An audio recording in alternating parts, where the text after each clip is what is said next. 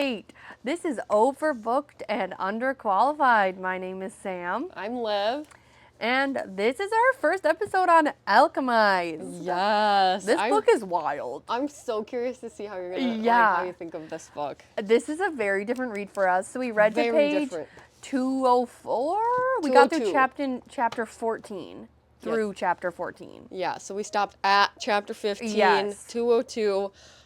This book is 1,000 pages, so we're just kind of reading 150 to 200 stretches and seeing how that goes. Yeah. And there's 3 parts. Yes, yeah. So we're still on part 1. We're right on the cusp of breaking into part 2. Yeah. So, and this is a new genre. Like, I don't even know what technical genre this. I think it's just dark. Like, it's not dark romance. It's just like dark. Yeah. And it's kind of like, what's utopian, like apocalyptic vibe? Yeah. Yes. Yeah, and like obviously we'll get into why it feels like that, but that's kind of where this book feels for me. Oh, one thing I did want to talk about with this book, check the trigger warnings. Like, yeah. Before you read this and before you watch this episode. Yeah, please. Because I didn't check them. But I'm sure there's a long list after getting into this. I would not be surprised. This book is really graphic. Very graphic. Yeah. I don't like blood and needles. Sam would be losing his crap. Sam would. My husband is so scared of needle guys. It's embarrassing, but somehow he has 4 tattoos. What a baby. He's lying to us. He is lying. He's just scared of doctors. It's not the needles. Yeah, just be truthful. All right. Well, I say we just jump right into it. And so we're going to go chapter for chapter. And the chapters are longer. So we're going to have a decent amount to talk about. But yeah, and we've officially hit enough Spotify followers that it automatically breaks our chapters. So you should be able to see those down below. Yeah, or it actually... Yeah, if it doesn't break it up chapter by chapter, I think it at least sections us off, which is so nice. All right, let's jump into the prologue. Prologue. Okay, so we get Helena. Yes, and this is the main character. Yep.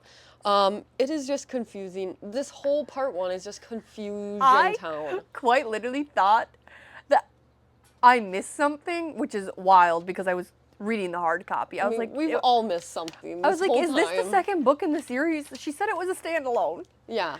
So, Helena, it's dark. It's pitch black. She doesn't really know what's going on. I noted she's a prisoner. She's talking about how she's a prisoner. Yes, and she wonders if she has eyes because she could feel her body wrapped around her like a cage. Like, she just is in this endless dark abyss. And she said that she can't move anything. Yeah. But she can feel her body.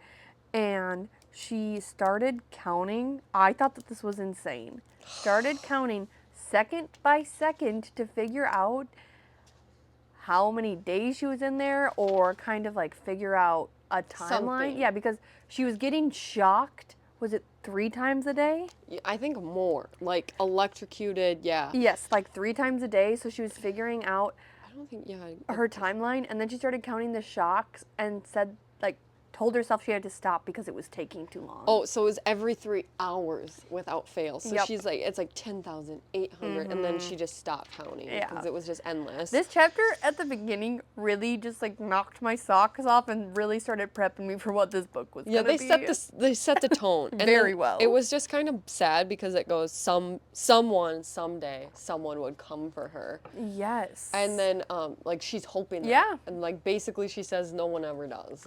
Yeah. And I was very intrigued when she said that she was keeping her mind ready.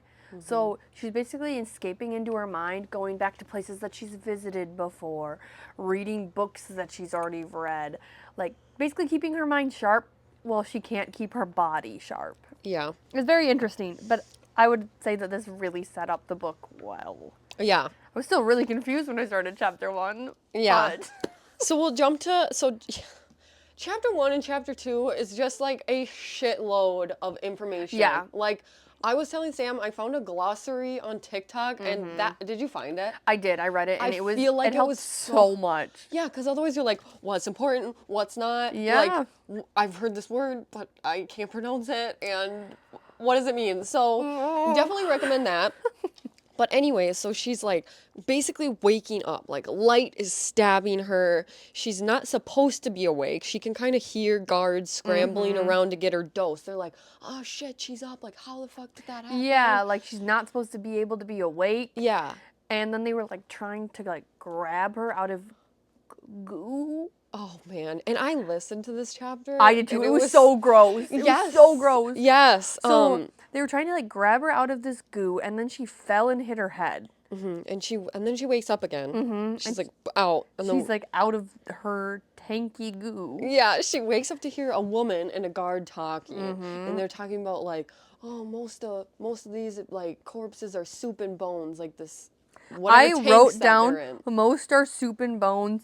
Puke. Yeah, horrible. Yeah. And then they're talking about like any corpses intact go to reanimation in the mines and outposts. And I'm like listening and I'm like reanimation?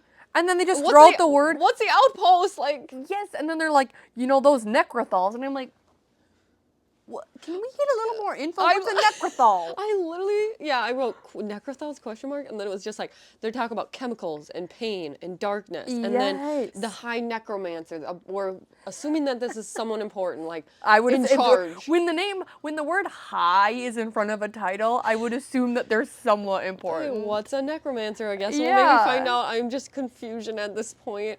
And then she's like laying on a table, which to me is creepier than a dungeon. Because when you're laying on a table and it's like medical, and her state to me, it feels like an autopsy. Like you're supposed to be dead, but you're alive, and they're examining you on like I'm picturing like those cold steel metal tables with like the awful fluorescent lights, and they're like kind of like flickering. Yes, that's the whole vibe of this. Like it is. Well, I wouldn't say the whole vibe of the book, but a big part of this first chunk. Okay, this is like going to a picturing vibe of like how you picture this in your book. You know how the Twilight movies have that like weird dark cast over all of the movies? Almost like a filter. Gloomy. Yes. That is how I am picturing this entire book. Okay. With a gloomy ass filter. Yeah, I mean I don't think you're far off. And then so the woman's like, the guard walks off and the woman's like, I knew you've been awake. Yeah, open your eyes. Yeah, and so she does. And we find out that there's like a lack of records for her, all these things. She was stored improperly. Yeah, and Helena says nothing. So we're like, okay, she's holding back information. Yeah. I don't know. And then she, boom, out again. Yep. Wakes up to being in a medical bed, chained up. Yes. Interrogated by the same woman. This mystery woman, right? So then she finds out for 14 months she's been missing from where she should have arrived. And 14 months is insane. I can't imagine, like she talks about this, like the atrophy to her muscles and lying there for 14 months, not moving. And also, can you imagine spending 14 months digging around in your own brain to try and keep yourself, like, ready?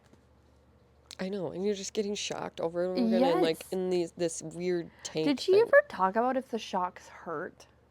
I don't know. I think she was just like numb to like. Okay, because she said she couldn't move her just body, like in so that her would mind. make sense. Yeah. Because she's like drugged and hooked up. That was the other thing when she tried to get out of the tank. Stuff was like tugging it. Oh.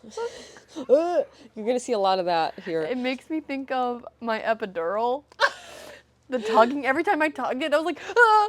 Stop. I just blocked that out. Now I'm having to relive that. So sorry. Anyway, she's like, you should be dead. Like, we don't know how you survived. You have all these weird files, lack of files. And then she said, where were you before stasis and who put you there? And also, didn't they talk about how, like, most bodies don't make it, like, 6-9 months? Yeah, and that was where the soup and bones thing, like, basically, like, these people get melted down into... That is bones so and soup. Disgusting. I'm just picturing like a femur floating in dirty water. Yeah, and so stasis is these like tanks that they basically preserve prisoners in for various purposes. Yep. Most of the time just to become necrothals is what I would assume. Yeah. So then we get a ton of info overload here, like so bear with us. But she starts remembering being captured. At the end of the war, we find out like there was this like resistance leader clan. Yes. So they were kind of fighting what was going on in their government. Yes, but I was really confused that they were called the Resistance because it sounds like they were in charge. Yes. So wouldn't the Resistance be the people who were fighting against them if they were already in charge? Well, I know, and I was going to ask you before this started, like, if I could maybe sometimes jump to other chapters, or, like, because basically at one point, like, they were in charge, but then they another group... and yeah, we'll get to it, but I just, like, that was always a little confusing to me when I was reading this, because it felt like they were already in charge, so they shouldn't be the Resistance, but maybe they're called the Resistance because they're technically fighting against the evil, which I have thoughts. Me too. Okay. Me too. Later. Yeah, and like you said, they were talking about how they basically they were losing, and so then they got captured, and she had to watch all of the people she was fighting with be like, kind of... Do you have stuff before that? Yeah, dude, I have like a whole page Okay, get in there. So basically, resistance leaders, they died. Yes. Like her group, she was in this. The necromancers, which are the people, made resistance members basically become into zombies. Yes, I am picturing zombies. Yeah, I'm going to call them like necrothals are the zombies, basically, right? Because it's dead people brought to life with no thought process. No, and they look like zombies from what it's described. Well, they talk about them decaying. And again, like, that's what I think. If you're reanimating the dead, it's a zombie. Yeah. So then, like, these necromancers, they're called that because they make the necrophals, right? Yes. So then they're, like, killing... It was this horrible thing, like you were talking about. Yeah. Like, they would kill one member, bring them back into zombie form, and then make them do other things. So, like, in one instance... Stop, I have it written down. It's so gross. When they made, like, one of the main people... eat the strips of his wife. Well, she was alive. He ate her in strips. And they all were just forced to watch this. Like, I think I glazed over that, but that was horrible. Insane. And, like, okay, I think that this is the difference between the necrothals and zombies. Like, zombies are usually actively, like, chasing you out when you're alive. That's true. Whereas, like, the necrothals are just controlled. Yes. They're a dead body that's being controlled. Like, sort of like a zombie robot almost, maybe. Kind of. It's a cyborg, guys. Is that what that is? Sure. Oh, okay. No, it's not. So she's just, like, forced to watch all these horrors. Yes. And then she gets into the stasis tank, from what we presume. She got taken to a warehouse, and then she doesn't really remember anything else. No, it's just, like, nothingness after that. And then she had been kept awake, just waiting for someone to comfort. Yeah. No one ever did. She won't talk, so the woman, like, is torturing her with just touch. Like, so now we have some of these, like, powers coming in. Yes. And these are, so this is a vivimancy. So, yes. Is that how you'd say that? Vivimancer. Vivimancer. Vivimancy is the magic, but you're a vivimancer when you can do it. Yep. So, she can control the body and, like, look at things and make you feel things and do things while you're alive. So, yeah, they describe it as rewiring human consciousness. That's what I wrote that down, which is so scary. Which, honestly, too, guys, I feel like you don't really need to... At this point, I was, like, really getting into it, trying to, like, sort it all out. I do feel like it sorts itself out as you read. I agree. They continuously give you more information, and then you watch the powers being used so you understand what they are. Because I was sort of panicking these first two chapters, and I'm like, we're just gonna jump into it. Oh my god, I'm gonna be just confused. I'm too dumb to read this book. But it does get like when a you're lot easier. studying for a test and trying to, like, memorize definitions. Exactly. Oh. So she's like, she's this mystery woman. She's jolting brain. Like, she's jolting her brain. Yes. And she's, like, all of a sudden shocked. Like, oh my god, something's been done to your mind. Yes. And this was so crazy. And then she grabs, like, all I could think when they talked about this was, like, a sheet of glass. So she grabs this thing. Did you have it written down what it was called? I don't remember what it was called. I probably do, but yeah. Basically, she can project what her brain looks like onto this thing. Do you have stuff before this? No. Okay. So she projects what her brain looks like, and Helena is like, I know what a brain's supposed to look like, and my brain does not look like that. Someone rewired her brain to forget memories, and the way that they described it was like streets and alleyways that have been blocked off. It was so cool. It was such good. I love that. Because I don't know about you, but I was literally picturing someone like running down alleyways and then walls just like erecting up. Yes. When I was thinking of what her brain looked like. Yes. It was so good. So cool. And Helena's starting to get kind of confused as fuck and scared. Like, she's like, and the lady, because the lady's going, oh, like this, she's talking about all these big words, like transmutational barriers in the brain. And she's saying, like, the smallest mistake would have made you into, like, a veggie. Yeah, and she's like, talking about how it's like, is like a god, essentially. Yeah, whoever did this is insane. Like, this is not heard of. Because, and this kind of comes up later, but you would have to know the brain inside and out in order to do this well. So it's insane that someone did this to her.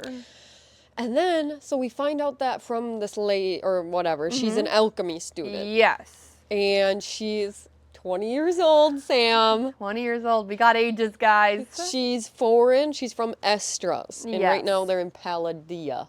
Palladia. I was saying Paladine. I don't know where was there an N in there? No. Oh. Guys, I called the school in 4th week Bangladesh. Do we really think that I'm doing a good job pronouncing these? No. So, Paladina. I was actually pretty close, honestly. Yeah. So then we find out, like, she's foreign, whatever. The Holdfast family was her sponsor. So basically, to me, this was like a foreign exchange student yeah, thing. 100%. And she came there at 10, which I thought was wild. Because they bring up, she goes, you're the, what's it called? You're the prodigy. Yeah. Like, she knew who she was. The lady knew who she was. And now that I'm going back, like, 10 really isn't that young because this is, like, set technically in, like, the 1700s. And also, like... Like, people didn't live that long then. I feel like they lived to, like, 50, didn't they? No, like, I think you're right. I also think 10 isn't that young because this is kind of like a private school. I have friends that lived in dorms when they went to their private school at like 12. Yeah, I guess I was like thinking. No, like now. Terms, like, yes, I know what you mean. Going off to college. That was like the scene they set. Yeah, but you're right. But prodigies though are like notorious for like 13-year-olds going to college. Like basically going to a specialized 100%. School. Yeah, so it makes sense. But it is crazy to think of her at 10 traveling fully across the country. To go to school. So then we find out that her sponsor, they're dead. All of them. The entire family. Yeah, they talk about like the Holdfast boy, Luke, also dead. He burned down. We find out he burned down the city. Yes. When then the resistance lost the war. Yes, and that's when everybody got captured and killed essentially, and they're basically telling her repeatedly, "You have nothing to like hold out for because the resistance is not a thing anymore." Yeah. And they're all killed by this mysterious Moro. Yeah. Which I'm like, is he scared. I'm like, is he the high necromancer? The high revenant? No, the high necromancer. A high necromancer. Okay. We need a glossary posted here. We need a whiteboard. Yeah, we do. We really do. That would be cool. We could paint the chalky thing and really get into it. Oh yeah, chalky. Okay. So anyways, that's kind of the lowdown. Yeah. Then Helena's like reeling from figuring out memory wiping. Specifically, she had all these apparent injuries. Yes, and she's a healer, which gets brought up, and she's like, I don't remember, because she had major damage to her hands. And then this is when she talks about, I'm a healer, I know how important my hands are. I was so careful with them. I would have never gotten major injuries on my hands. Yeah, and they kept being like, what's with all these extensive injuries? Yes. And she's like, what are you talking about? And what I thought was really interesting about this whole memory wiping thing was that she doesn't feel like something's missing. Yeah, like she doesn't feel like there's gaps. Yeah. Which I feel like we kind of get into that later. Kind of? But not really, but I know what you mean. It doesn't feel, she's not like missing like these chunks of time. Yeah. Like when she thinks back about it, because she really talks about it later, how she just remembers going to the hospital every day and that's it. And like there's nothing missing. There's no extras. No, you know how like, and I think maybe I'm comparing it to like our last book where like he knew things were missing. Yeah. Because it was like, maybe you're right with the sections. Even in the other series that we read that had like mind wiping. They knew that things were missing too, but it just felt like there was holes. Mm-hmm. She's like, wait, what? And so Yeah. how scary would that be? I know, to be told, like, your extensive injuries, the resistance is dead. Yeah. And her being like, last thing I remember was going to my 12-hour shift. Yeah. Yeah, and then she has all these aggressive needle wounds, lots of medical stuff going on. Yes. And then she goes into, like, she has these special manacles on. And they have this luminescence in them. Yeah. And there's like an entire page of info on this, but basically they're fancy metal ones. That suppress her magic. Yeah. Which would you consider this magic? Yeah, so I was going to say, I picture, they call it resonance. Yes. I picture that as power. I wouldn't even say magic, I would say power. Okay. But I mean, I think it's the same thing, but no, because magic feels like whooshy-washy wands. It does. Where power feels like it's just something that, like, resides in you. Yeah, and I feel like magic is kind of like, you can do a number of things where I feel like they all have their powers. Very like specific. Iron, or... Because, like, even in ACOTAR, they talk about how it's powers. It's not magic, really. Mm-hmm. Like, so that's what I was thinking. Power makes more sense. I agree. But yeah, I don't know what's important or not, but I'm feeling like it's all very significant, and I'm overwhelmed. Yeah. The first 2 chapters of this book were insane. Yeah. So then I'm ready to jump to chapter 2. Yeah, me After too. that Craziness. So they're using the dead to, like, puppets. Oh, and she keeps talking about how bad they stink. Oh, like chemical preservatives and rot. Yeah. So my worst nightmare. Horrible. And they make them perform, like, undesirable tasks. So, like, if someone needed a sponge bath or their ass wiped, the Necrothals would be doing that. So, yeah, they're, like, pushing around wheelchairs with people in them. They're like, oh, and can you imagine? All I was picturing, like, quite literally, was a zombie with one of those fake nurse costumes on. Oh, have you looked up any fan art for this book? No, because I I'm haven't. scared. Yeah. Actually, when I was looking up the glossary, I ended up looking it up online, and I saw fan art of the main character and somewhat Fenrin. Oh yeah, Farron. Yeah. Yes. Anyways, so then she runs into Grace. Yes. And, like, some orderly lady, they work together at the hospital. Mm-hmm. She keeps talking about these northern accents and things. Yes. And she has all these cuts on her face, and she's like, oh, we all have them. Like, no big deal. We did it to ourselves. And yes. then she's talking about how everybody that's left, and then, like, trigger warning here, essay, these the new necromancers and vivimancers that are in charge will take people that were from the resistance and play with them. And she's like, if you don't look pretty, they won't keep you for long. Mm-hmm. So they all, like, scarred the shit out of themselves. Yes. That was so crazy, because I was, like, reading that, and I was going, or I think I was listening to it, and I was like, oh, like... Is it going to correlate to her major injuries? Yes. Like, a bomb went off. And then all of a sudden they said that, and I'm like, oh, disgusting. Yes, it is. And then she's constantly, like, getting berated by this chick, because she was calling them leeches. Like...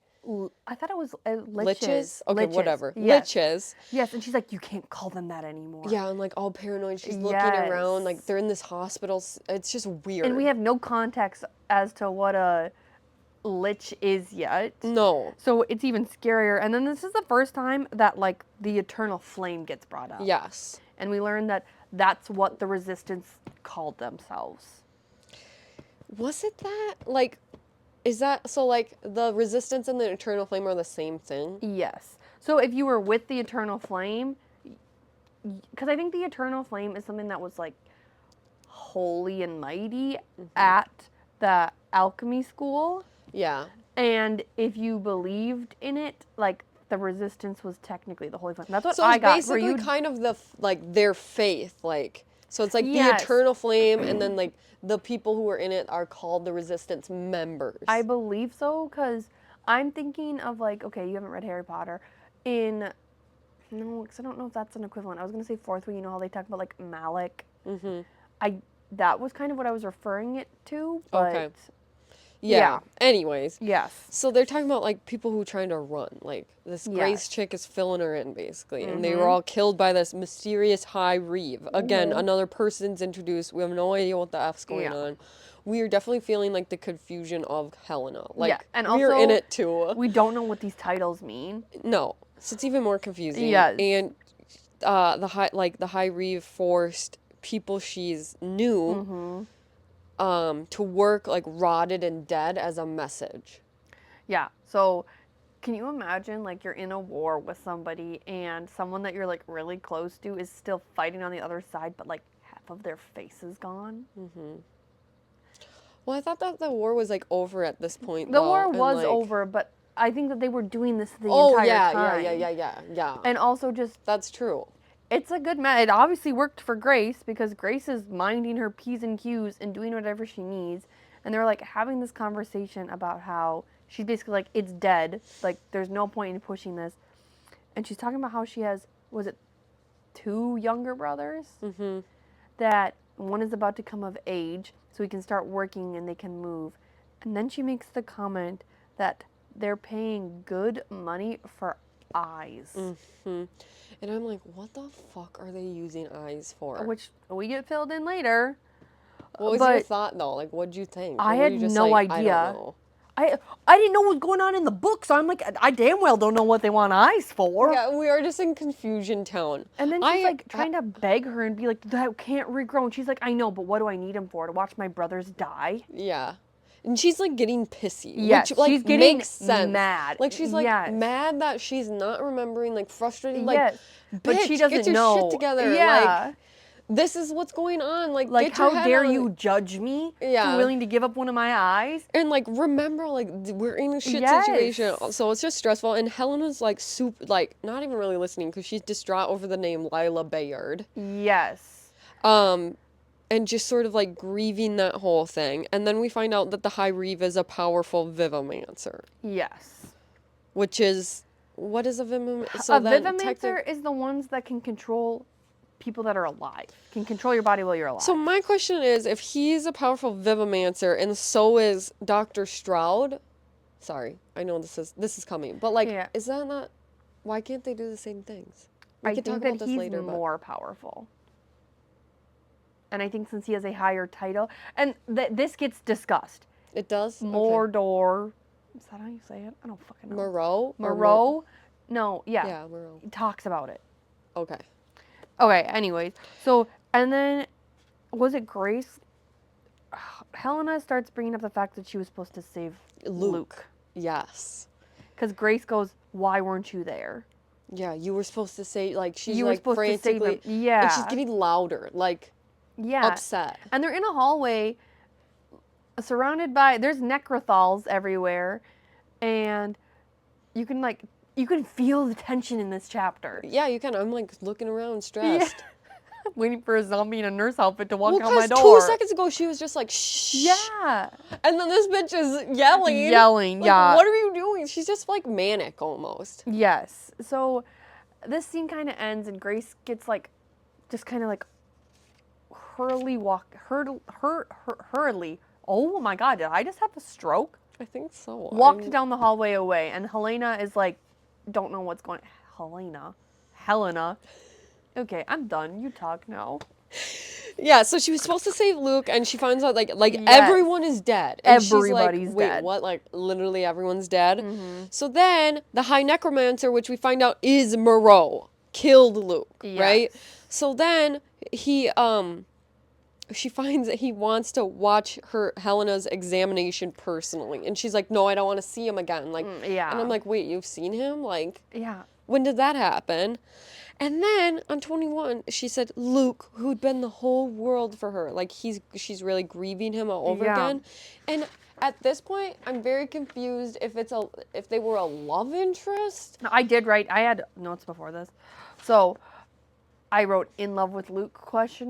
Yeah, like it's a very confusing relationship. And I think it's supposed to be confusing. At the end of my notes, I'm still confused. I am too. We never really get an answer so far, but it seems more to me than just a family childhood friend thing. I think we'll get there. Okay. I had a question. So they were talking about Moreau or whatever. He shows up. When they describe him, it's basically like you describe because you're a good describer.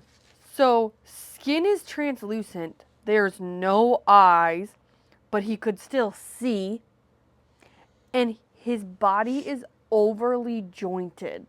Yeah, like and so I'm spider like long fingers. Yes, I don't know. This is just what came to mind, and I don't know what this is from. Guys, I for some reason can't make up my own characters, and I picture things I've seen. So I'm picturing like this ginormous, white, veiny man. He doesn't have clothes on, but he also doesn't have genitals. I don't fucking know. With these, like, disgusting hands. Disgusting. You've never seen Stranger Things, but he's kind of giving Vecna vibes, but grosser. I was kind of picturing, just like a skeleton basically with like overly large hands and like weird But doesn't he have skin? Because Yeah, they talk about skin that's translucent. I think so. Like I picture like a skeleton, but like the head, like the skeleton with just like the white, the black eyes.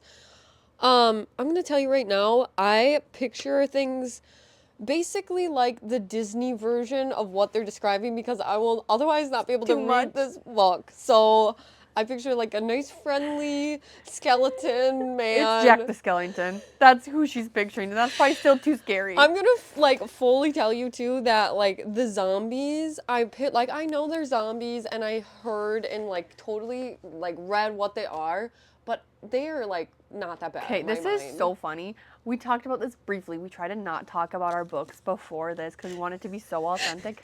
I told her when I'm picturing the zombies, it's the zombies from Plants vs. Zombies, like the app. Where they...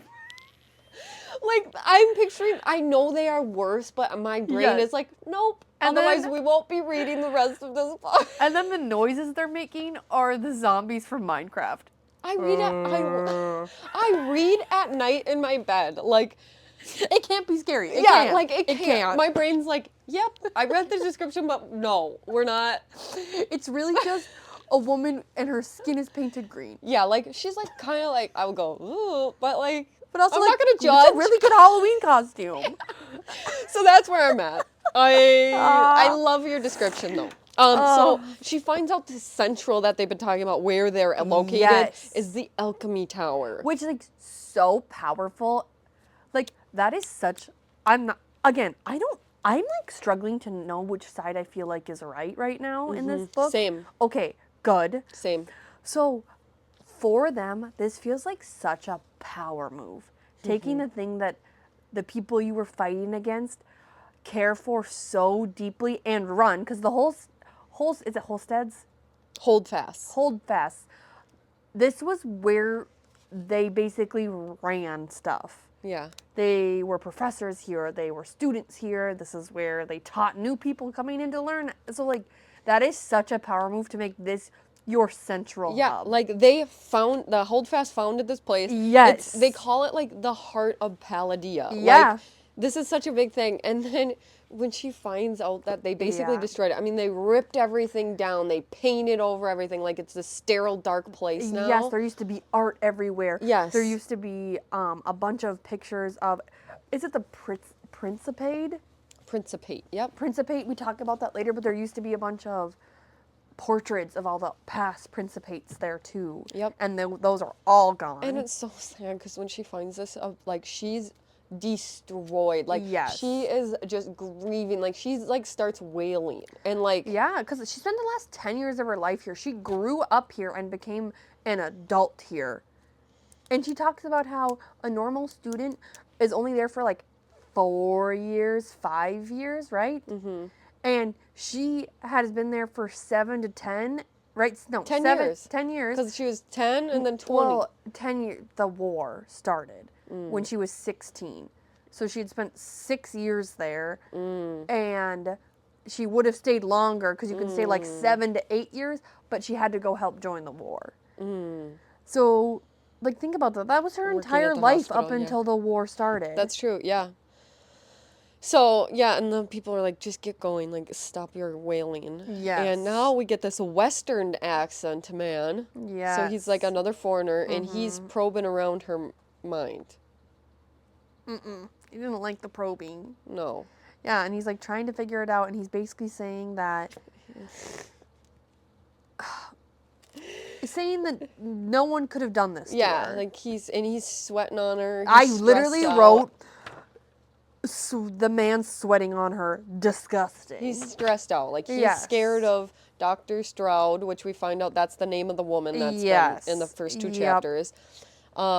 And he's just freaking out. Like, yeah, he's not having a good time. Yeah, he is feeling the pressure. Yeah, and he's like, well, obviously it happened. Like the other guy's like, obviously Morrow's like, it happened. Someone did it, so who did it? Yeah. And he's like, I don't know. I don't know. This is impossible. And they're like, well, it's fucking possible. Like, give us some fucking answers. Yes. And then they're like, well, what would they have hidden in her mind? Like, she must be having something important. And so they want to do all these experiments on her now. Which, like, I feel like I should have seen this coming, and we'll get to it. Why were they so worried about it if everybody's supposedly dead? I didn't put 2 and 2 together. I'm like, why do we care so much about the secrets that she holds if the resistance is dead? Yeah. Do you know what I'm saying? Yeah. That's true. Anyways. I mean, I think that they're just, to me, it was like they were so passionate about just like destroying any chance of anything. Okay. So I guess I didn't look too much into it, but yeah, I get where you're going. Yeah. And then they were talking about this other man, like the man and Bennett. They kept talking about this Bennett man working together and like labors for cause. And I'm like, who's Bennett? Like, who's this man? These chapters were insane. And then, they were talking about how Morrow like was mutated or whatever. And then he's rifling through her memories. It's very painful too. And then this Shisio, is that how you say his name? Sure. The traitor she doesn't recognize, the Eastern man. I know what you're talking about. I just don't know how to say his name. That's how I say it.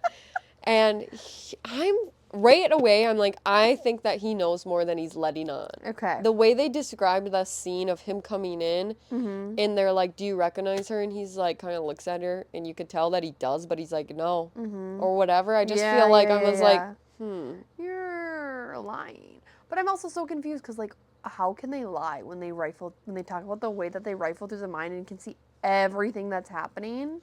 Well, and then later in this chapter, he kind of comes back and he's like, oh, well, actually, well, and maybe it was the next chapter, but he's like, well, actually, I do, now it's coming back to me. And I'm like, what do you mean?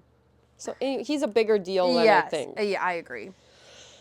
Then we find out that she's a healer. Yes. And what she has on is like these old model of manacles. Yes. Which is making sense now for other things later. And I was just cringing the entire medical scene described. It was so gross. The way that they describe all of the medical stuff here is so in detail. And it's so good because it's making it real. But I don't like it.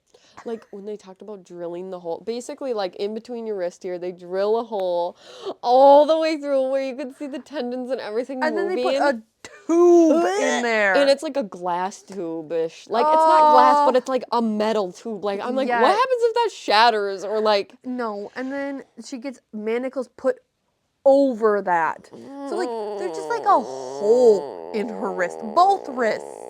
It was disgusting, and like that, he was saying how this should make sure that she can't, because she was using some sort of her power, obviously, in the tank, and he's like, this would make it so she can't do that. And that's why she woke up. Yes. And whatever, because she wasn't stored. Yeah, because when she's like, nerves and veins are all intact, that Stroud lady is scary. She is. She is so like, and you see this throughout the book, and I've got a couple questions on her later. Me too. She is such a straight shooter. She's just telling you how it is, and she doesn't really get worked up a lot. There's a couple points where she does, but she's very matter of fact. Yeah. And that makes it scarier. Like, she has no feeling, no emotion. Like, she gets angry sometimes or annoyed, maybe is a better word, but other than that... But it's because it's affecting her research when she gets angry. And it's never, like, she doesn't feel things emotionally unless it's related to her work. Yeah, I'm just thinking, sorry, this is super random. No. I forgot my smelly pen that I was going to have you.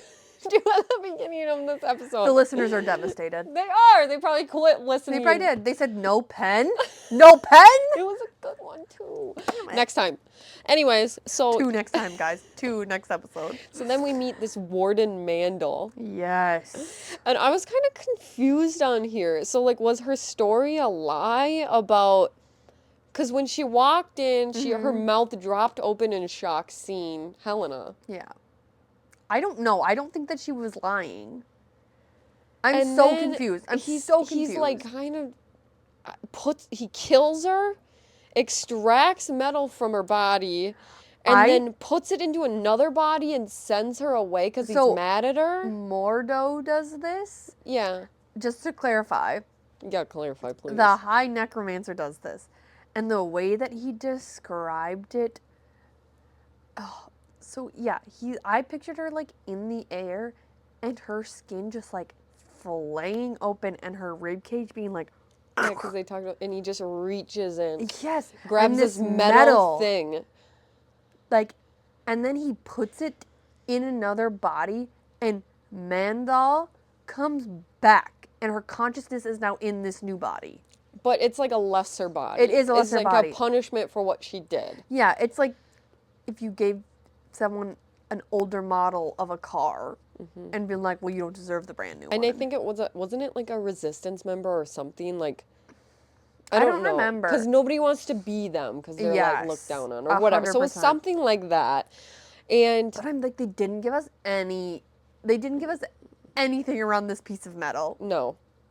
So then I was thinking maybe Helena did this to herself. Like, what is going on? Well, because they go back to her, and then they want to dissect her brain. And all of a sudden, Shissio interrupts the whatever and was like, oh, yeah, when something talks about General Bayard and Elaine Boyle and what happened there. And he's like, oh, yeah, I just remember. And kind of saves her. Subtly, though. Yeah, like, oh, I just remembered, like, probably don't do that. Don't dissect her brain and kill her. Yeah. And Stroud got the boot. And, like, now the High Reeve's going to handle it. Yes, and so this is where we're talking about if Stroud's just as powerful. So the High Necromancer told Stroud the High Revenant needs more tasks to do. I need him to be more useful to me right now than he is currently being.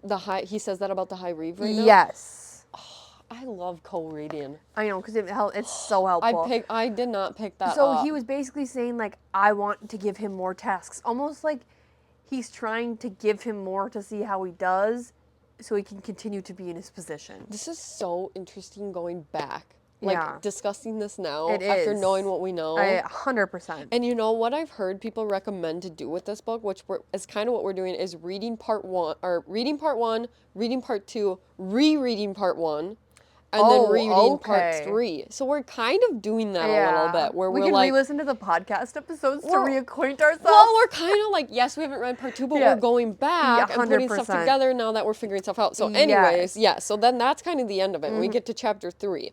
Well, in chapter 2, we find out that she did it to herself. It wasn't like, they didn't say for sure. They said that was the guy who was all sweaty said the only person that could have done this to her is herself. And they don't make it like a known thing because anybody else that tried to do it wouldn't know her mind. Like, you have to know every nook and cranny of your own mind to do this kind of thing. See, I took that as, like, someone very close to you, though, like, could do it. Like, someone really could put you out of your, like, whatever. Interesting. Because I took it as she did it herself. I think it's open to debate. To discussion. Okay. So now let's jump to chapter 3. Okay. And this is where they do talk about the program, so I jumped a little ahead on that. So, yes. Alchemists do a 5-year program, longer if you want to continue to study. Yes. And, like, specialize. Yeah, I don't know where you're at, but yeah. In chapter 3, that's just the first note I have. Okay. So we have more Renaissance talk. That's power. Yep. She has this nullification running through her, and she's in the sterile room. She's not able to move. She's wondering how she doesn't remember. And then that's when they talk about, like, the transference. Yes. This chapter, I quite literally thought that I did not read anything prior to this chapter. Same. They're talking about this animancy, and that's unfamiliar to her. Yes. An animancer, I had to look this up because I was confused, is where you can change the mind and, like, feelings and stuff towards something, right? And change memories? Okay. And yes, and they're talking about an animancer, and she doesn't know what this is. No. She's never heard of it before. And neither have we. We're also in confusion. Yeah, we are also dying. Again, I put Shishio as a bigger deal. He claimed the eternal flame developed animancy, which is the transference process. Yes. So rewiring your brain and whatever. And then they were talking about how Elaine Boyle was the Eternal Flame's animancer. Yes, and and they had just talked about how Elaine Boyle and her were close. So that's why I took, like, they're thinking from this that Elaine Boyle is the only one that can rewire the brain, not Helena. Okay, that makes so much more sense because I missed that because later on, we'll get to it later on. Yeah. Okay. So, because I was always like... Yeah, I missed that. Okay. And then I put, she clearly has Luke on this pedestal because repeatedly we get this, like, he was the best, like, and I'm sure maybe he was, I don't know, but we don't know anything about him. It's not like Luke was, like, a good guy, like, this sucks. Like, it's, like, devastating grief for her. Yeah. Like, and she has, like, he was basically this amazing person. Yeah, which we start getting some flashbacks, and I am not picking that up. Yeah. But I think it's because we're slowly uncovering, and it's just going to continue to go farther and farther back. So fingers crossed we get more. I don't know. Anyway, so then we get, like, Stroud really hates, like, healers because basically they're, like, on the opposite sides of the war. Like, to her, she's wasted potential. Like, they're all pissed at her because she could have been something great. Yes. And could have been helped her out or whatever. And then she's having, like, these finger spasms, and we find out, like, more about her, like, old nerve damage from, like, again, mystery wrist breaking thing. Injury. Yeah, and then we find out that she's also a Vivamancer. Yeah. Did I skip for you? No. Okay.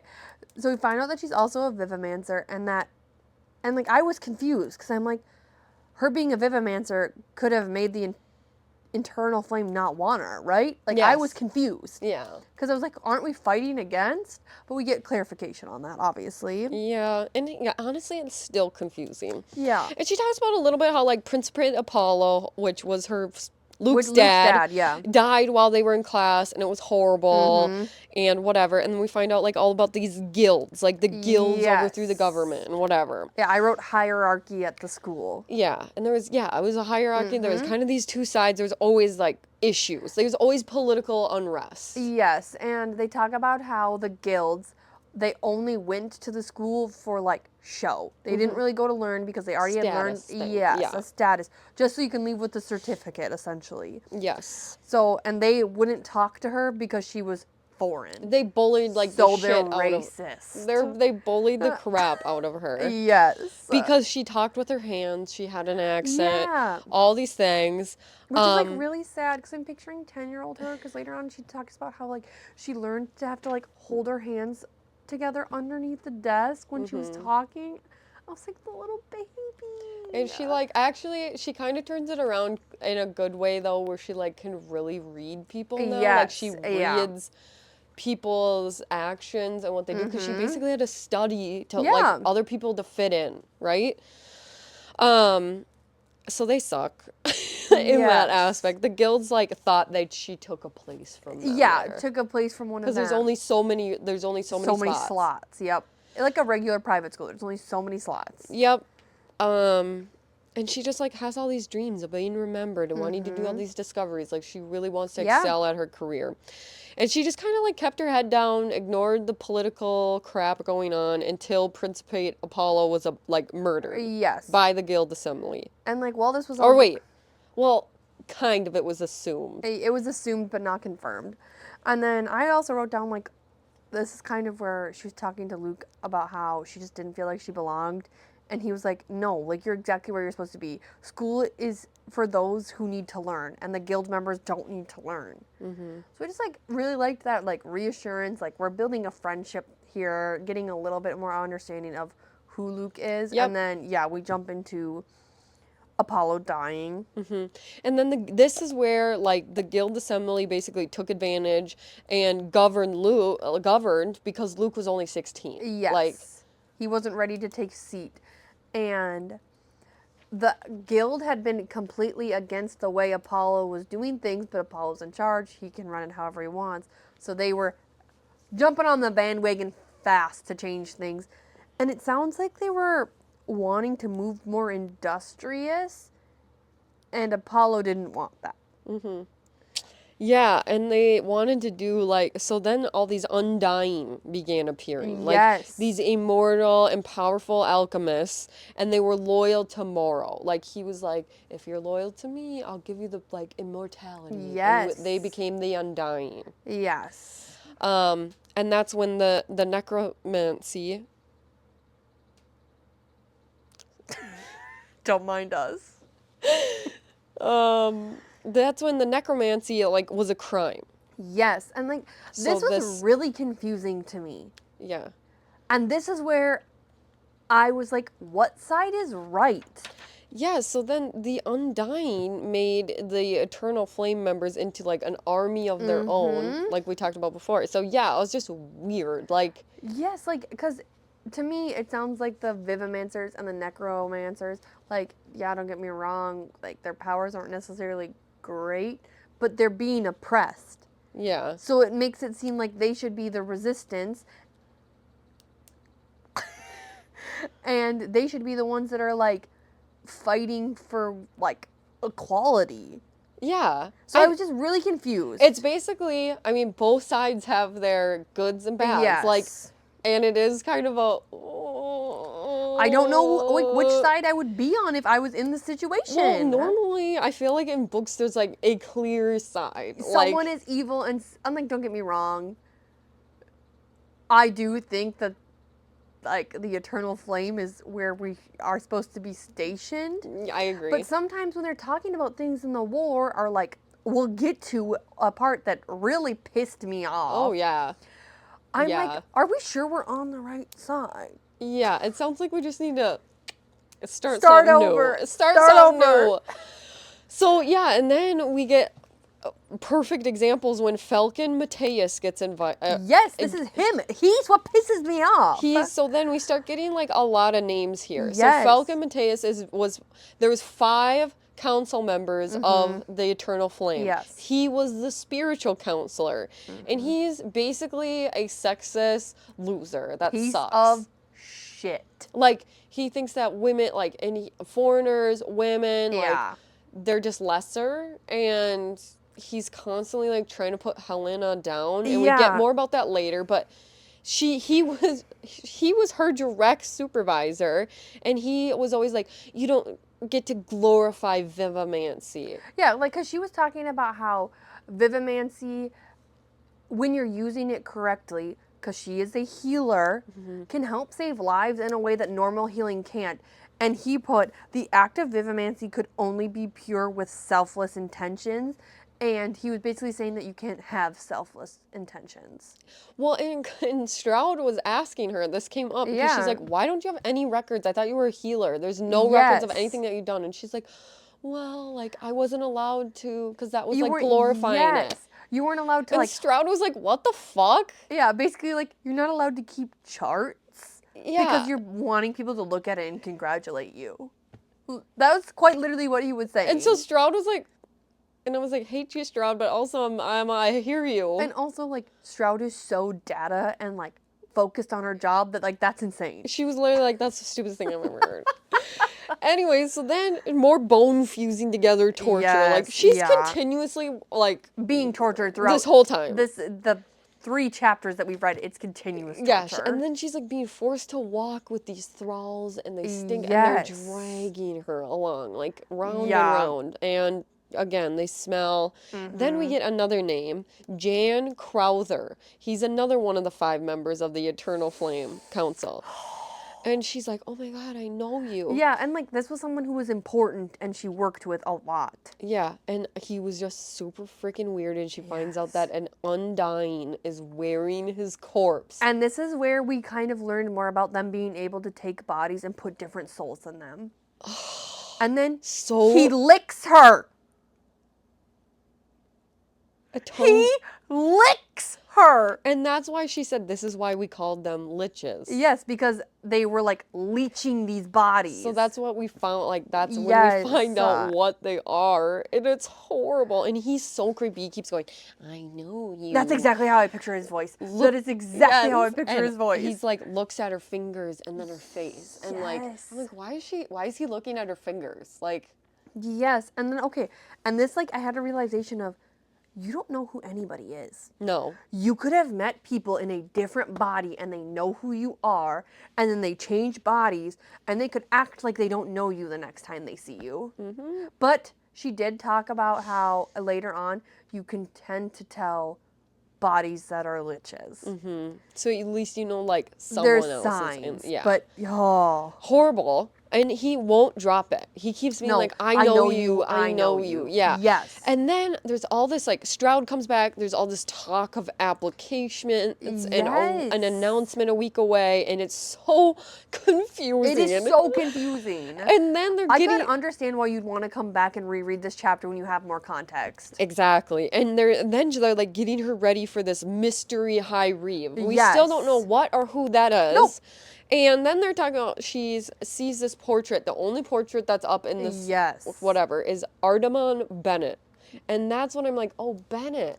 They talked about Bennett. And she does talk about the only thing that's good about the portrait is knowing that he's dead. Yes. And somehow dead. Yes, nobody knows like how he died. died. And he was like basically the head of New Palladia Science and Research. Yes. And he specialized in alchemists, like wanted to do a bunch of experiments and weird shit on them. So note on that. And then the petty chick comes in wheelchair and was like, oh, whatever. Yes. You were right. I'm so sorry. We should have listened to you. That freaked me out. Like, I don't usually get freaked out in books, but that made me feel like anxious. Yeah. Because and I think it's because we have no idea what's going on, and I'm like, what did she know? And she's panicking, like trying to get it. And then I'm like, where are they wheeling her off to?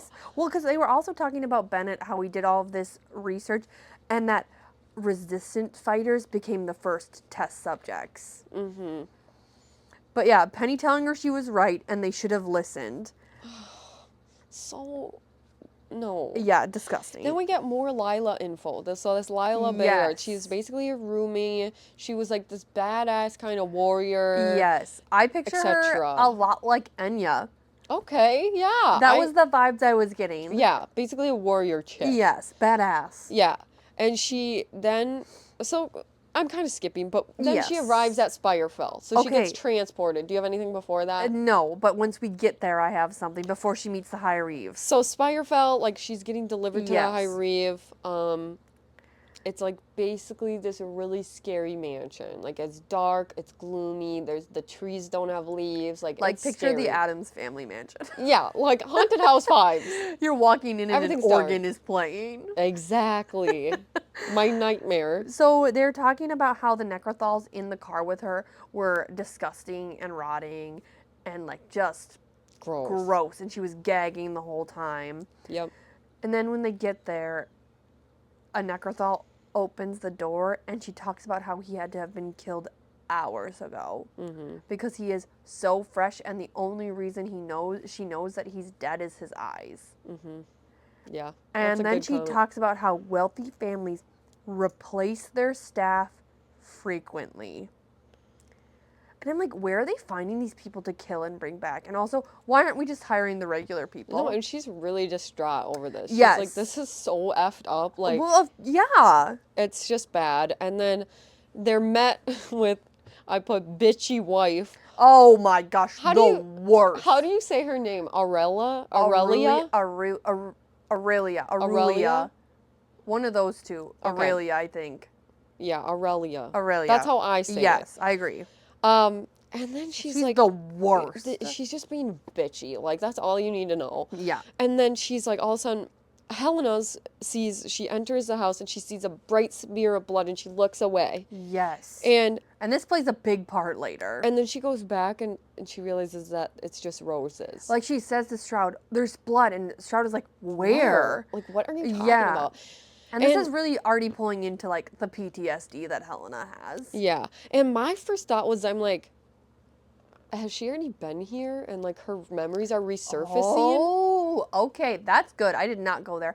I was thinking like, what book was it where she also didn't? A Court of Thorn and Roses. Farrah can't look at red. Yeah.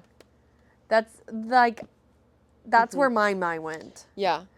So I just thought that was interesting. I'm like, maybe something's resurfacing there. I don't know. But then the bitchy wife smirks and then she takes it and runs with it. Yeah. So then we meet. Do you have more? No. We meet the High Revenant, and she knows him. It's Kane Farron. Yes. He's introduced. And she kind of like is it in this chapter where she goes back on how she knows him? She talks about how she knows him, but I don't know if it goes into detail. I think it does, but I don't know. It doesn't really matter. I mean, no. It's not like we'll be spoiling anything, but yes. Anyways, she says she knew him from the Institute. Yes. Whatever. And they were like competitors. They were competing for the top slots in. Oh yeah, that's in the next chapter. But okay. yes. Anyways, but she says he looks distilled. Like he used to have brown hair. Yes. He looked like a human. Now he's like Edward Cullen type. Yeah, like his hair is silver and his pale. eyes are silver, and he just like, but he's not dead. Like no one's wearing his body. Yeah, and he's a Vivimancer too. Yes. His wife is pissed. She's like, ew, like we have to have her we have here. to keep her. Like, she's gross and all this stuff. And he's just being like, he tells her to shut up. I was so confused because I was expecting like a semi-cordial marriage, and he literally goes, "Shut up, Aurelia." Like, well, and I'm so confused because obviously he's married, all this stuff, and I'm like, is this the love interest? I have comments later. I was like, so confused. A married man? Yeah, I'm like, what's happening here? Like, who is this guy? But because they make it like, it comes off as he's like the love interest in this. It like, does. Or at least a big ass deal. Like the this way guy that they are important. describing his appearance, and yes, so I I'm agree. Like, but wait a minute. He's married and also an asshole, and I'm confused. And evil on the wrong side. So then he kind of was like, I don't know. He was like, I'll work on her later. And then Dr. Stroud's basically like, no, I want you to go through her memories now. And he's like, okay, fine, I fucking will. Like, that's his dude. And he doesn't even have to touch her. No. And he goes through, like, he gets all of her memories. And then he gets, like, upset that she's still protecting Luke. Yeah, and then, okay, the way that he described, like, the way that they were flipping through her memory like a book. I just thought that was interesting. Because he was like, what are you hiding? And, like, everyone's dead. Yes. Like, he also was doubling down on, like, everybody's dead, so what's the point? Yeah. Like, why are you still protecting Luke? Which, like, it so kind of upset. makes sense later. Yeah. But I agree that it was, like, a very interesting that he got, like, mad. And then another thing that was weird is they were... back to conversation between Stroud and Kane, or Farron. They call him Farron. They also talk like she's not in the room all the time. He met with Shishio before he left. Yeah.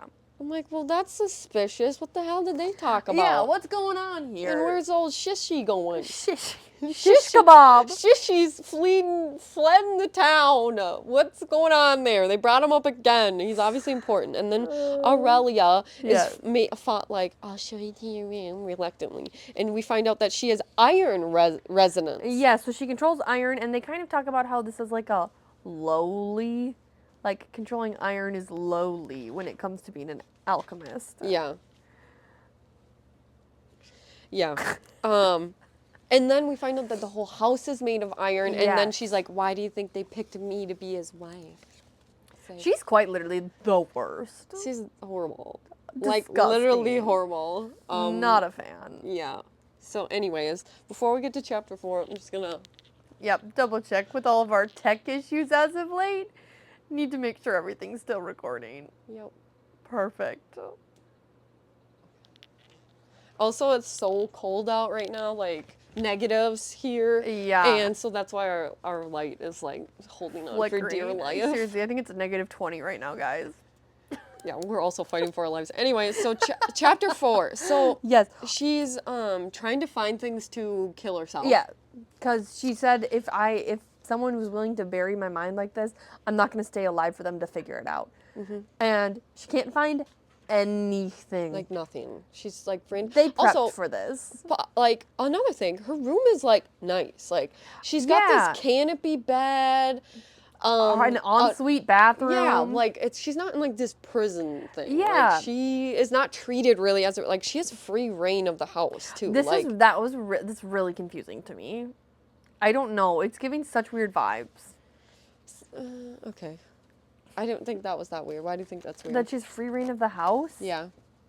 I guess with the necrothals everywhere watching her. Yeah. But I just also didn't. I don't know, because they make it seem like she's supposed to be a prisoner. But I think the whole point of, like, is showing her, like, the house is made of iron. Like, you have nowhere to go. Like, you're, like, the house is the prison. Like... Okay, I got you. Like, you know, that wasn't weird to me. She's tried to get out and literally could not. So it's like, this whole house is just... So that wasn't that weird to me. Okay, I get it. So yeah, and then she has like all this trauma and fear of shadows because she goes to explore the house and she can't leave her room. Which makes sense. She was in this dark stasis tank, not knowing what's going on for 14 months. Of course she's scared of the dark. I didn't do that and I'm afraid of the dark. Yeah. And I'm not gonna lie. So up until I was not interested in this book at all until like Kane got introduced, she got to the house. The second she got to the house, I was like, could not put this book down. Like, once she got to the house, I'm like, I'm fucking here for it. Like, I know. This made me, like, it gave me kind of Clue vibes. Like, it also stopped information dumping. Yes. Like, it got good for me after this. And then, so she got delivered this red blood dress. Yeah. So all of her clothes that are showing up are red, and you can actively tell that Aurelia took the time to fuck the dress up. Like she cut all of the lace, the pretty stuff off of it to give her like this bare red dress. She's the fucking worst. She and then is. She's getting fed like these scraps of food, like this nasty, and she's talking about how they're boiled together. Yeah, like peels of stuff, just gross. Like, yeah, she's basically getting the dinner scraps that they didn't finish. And she's like racking her brain. She's trying to think of like Kane and the Farron family. Yes. And it sounds like they kind of basically got their wealth from iron, which is a lowly metal. Yes. Turned into like this industrial boom. And then they got like super wealthy. Also, like, this is where they kind of give you more information on the iron bases. And I thought it was really cool that the metal corresponded with planets. It was very interesting. Because what is there, 7 planets or something? Yes, yeah. Yeah. And then this is where we find out where they were both back and forth on the national exam. Okay, and I'm going to check in with you. I did write, what are we thinking about Farron? At this point. Did you think he was evil? Did you think he was going to be the MMC? Like, what were you feeling about him? I did feel like he's, like, somehow the love interest or, like, a big deal. Like, I was definitely thinking love interest as well because obviously he doesn't like his wife. And they had, like, the whole, like, school enemies fighting for the top slot. So that's kind of where I was sitting, too. Yeah, I was like, okay, I was just very interested in him. Like, I needed more. And honestly, okay, so the way they talked about the back and forth thing is, the memory she had of Luke being like, he made a big deal in front of, like, everyone. Like, you did so well and all this stuff. Like, he definitely, like, kind of slighted Farron a little bit. I don't know. I can see why there was animosity there a little bit. But, yeah, so I just thought that was interesting. And then she has, like, a Lila memory, basically. Yes. And then, okay, so before the Lila memory, so at school, you can tell that the guilds, and maybe this does make sense, keep separate from everybody else. I was like, don't you think that Luke would have been popular at school? Like, if his dad is running this? I don't know. Because she talks about how, like, she was just, like, always alone and didn't really have a ton of friends and all of that stuff. So I was just confused in the dynamics. Yeah, I just assumed, like, if your dad's the principal, it's giving those vibes, like, that you would be popular. But did they say he wasn't popular? I took that as, like, he maybe, like, was. I don't know. Because he had, like, Lila and, like, I guess. Iva Holdfast, like, his family. Yeah. Like, maybe I just was reading it wrong, but it felt like they were, like, outcasts. Oh, okay. I definitely feel like she was. I don't know about him. Okay.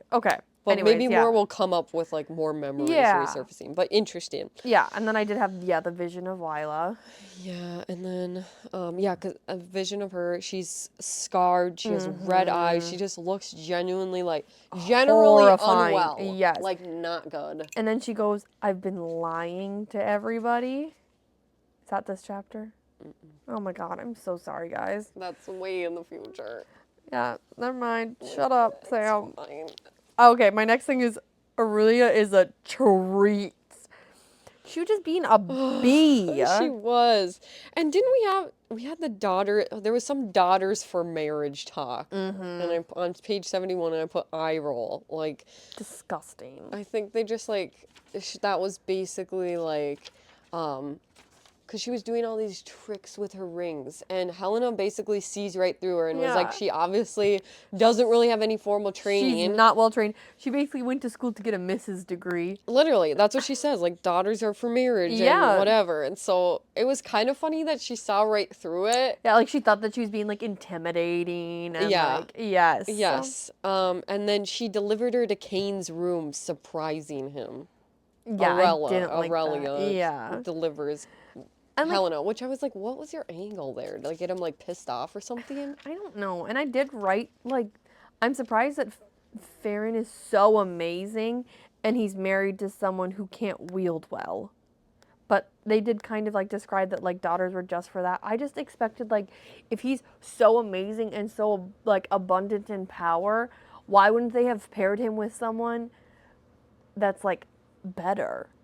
You know what I mean? I don't think that there's many women of his age that have the iron power. You don't think there is better? Yeah, like, I think that she had iron power at a similar age, and they're like, okay, here's your match.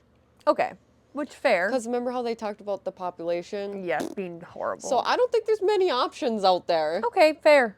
Fair. That's my take. But So then we get to chapter 5. Yes. And the first transmutation happens. Yes. And it was so interesting the way they described this so he was kind of like in her mind, and then it talks about when he was in her mind, he was looking out and seeing himself. Yes, I wrote him looking at himself, which just felt like so like negative. I didn't like it. Yeah, I agree. Yeah, it was not good. Yeah. So then all of a sudden he like scrambles out of her mind and freaks out and is like, get out, get out, get out. And she's like trying to get a grip on things and like literally cannot get out. Like is scrambling to get out of the door and whatever. And she's bleeding. She stumbles out into the foyer to see the how do you say that? Ouroboros dragon on the foyer. Like, yeah. Yeah.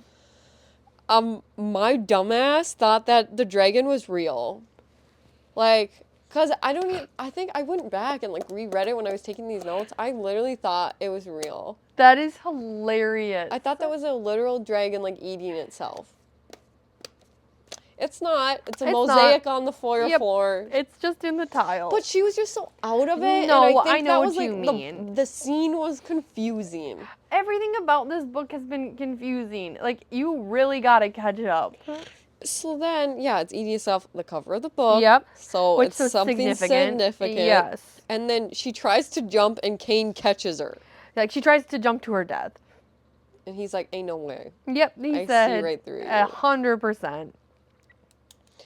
And then he was saying, as if he has like all this animosity towards the resistance. Because he's like, as if there's anything, more predictable than you trying to kill yourself. Like, or like save yourself, like die for your cause. Yes. Like he's just, I'm like, whoa, where's all this animosity coming from?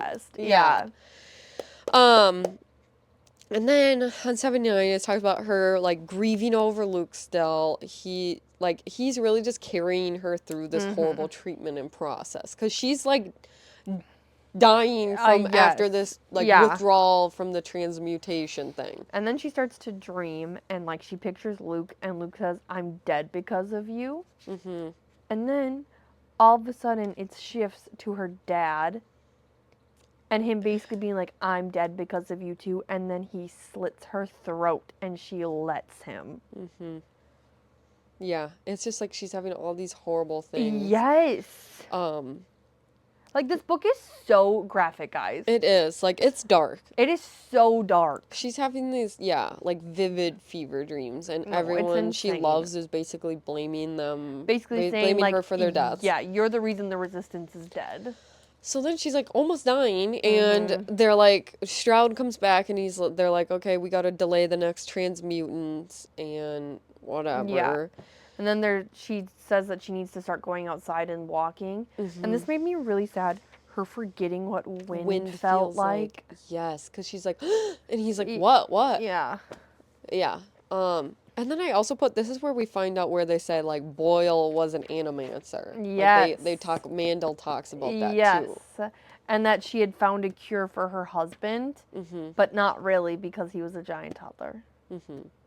So I don't know. Yeah. Then she has she finds out about the newspaper trap for the Eternal Flame members, and she's feeling so bad about it. Yeah.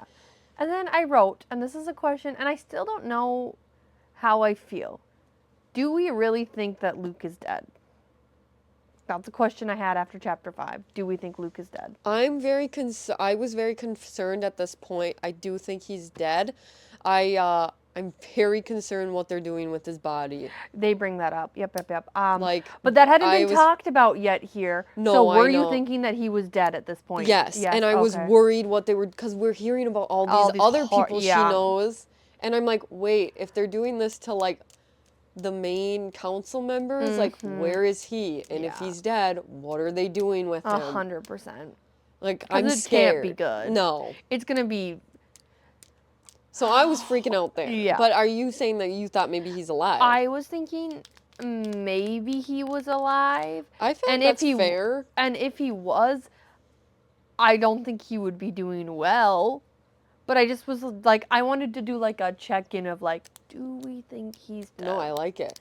No, I did not think that at this point. Okay. But I think it's an option. Like, okay. I'm keeping my options open. Honestly, I have like no predictions for where this book is going. No, me neither. None. None. I do have one soon. I have two. Okay. I have two predictions about current characters. Okay. So not really the book.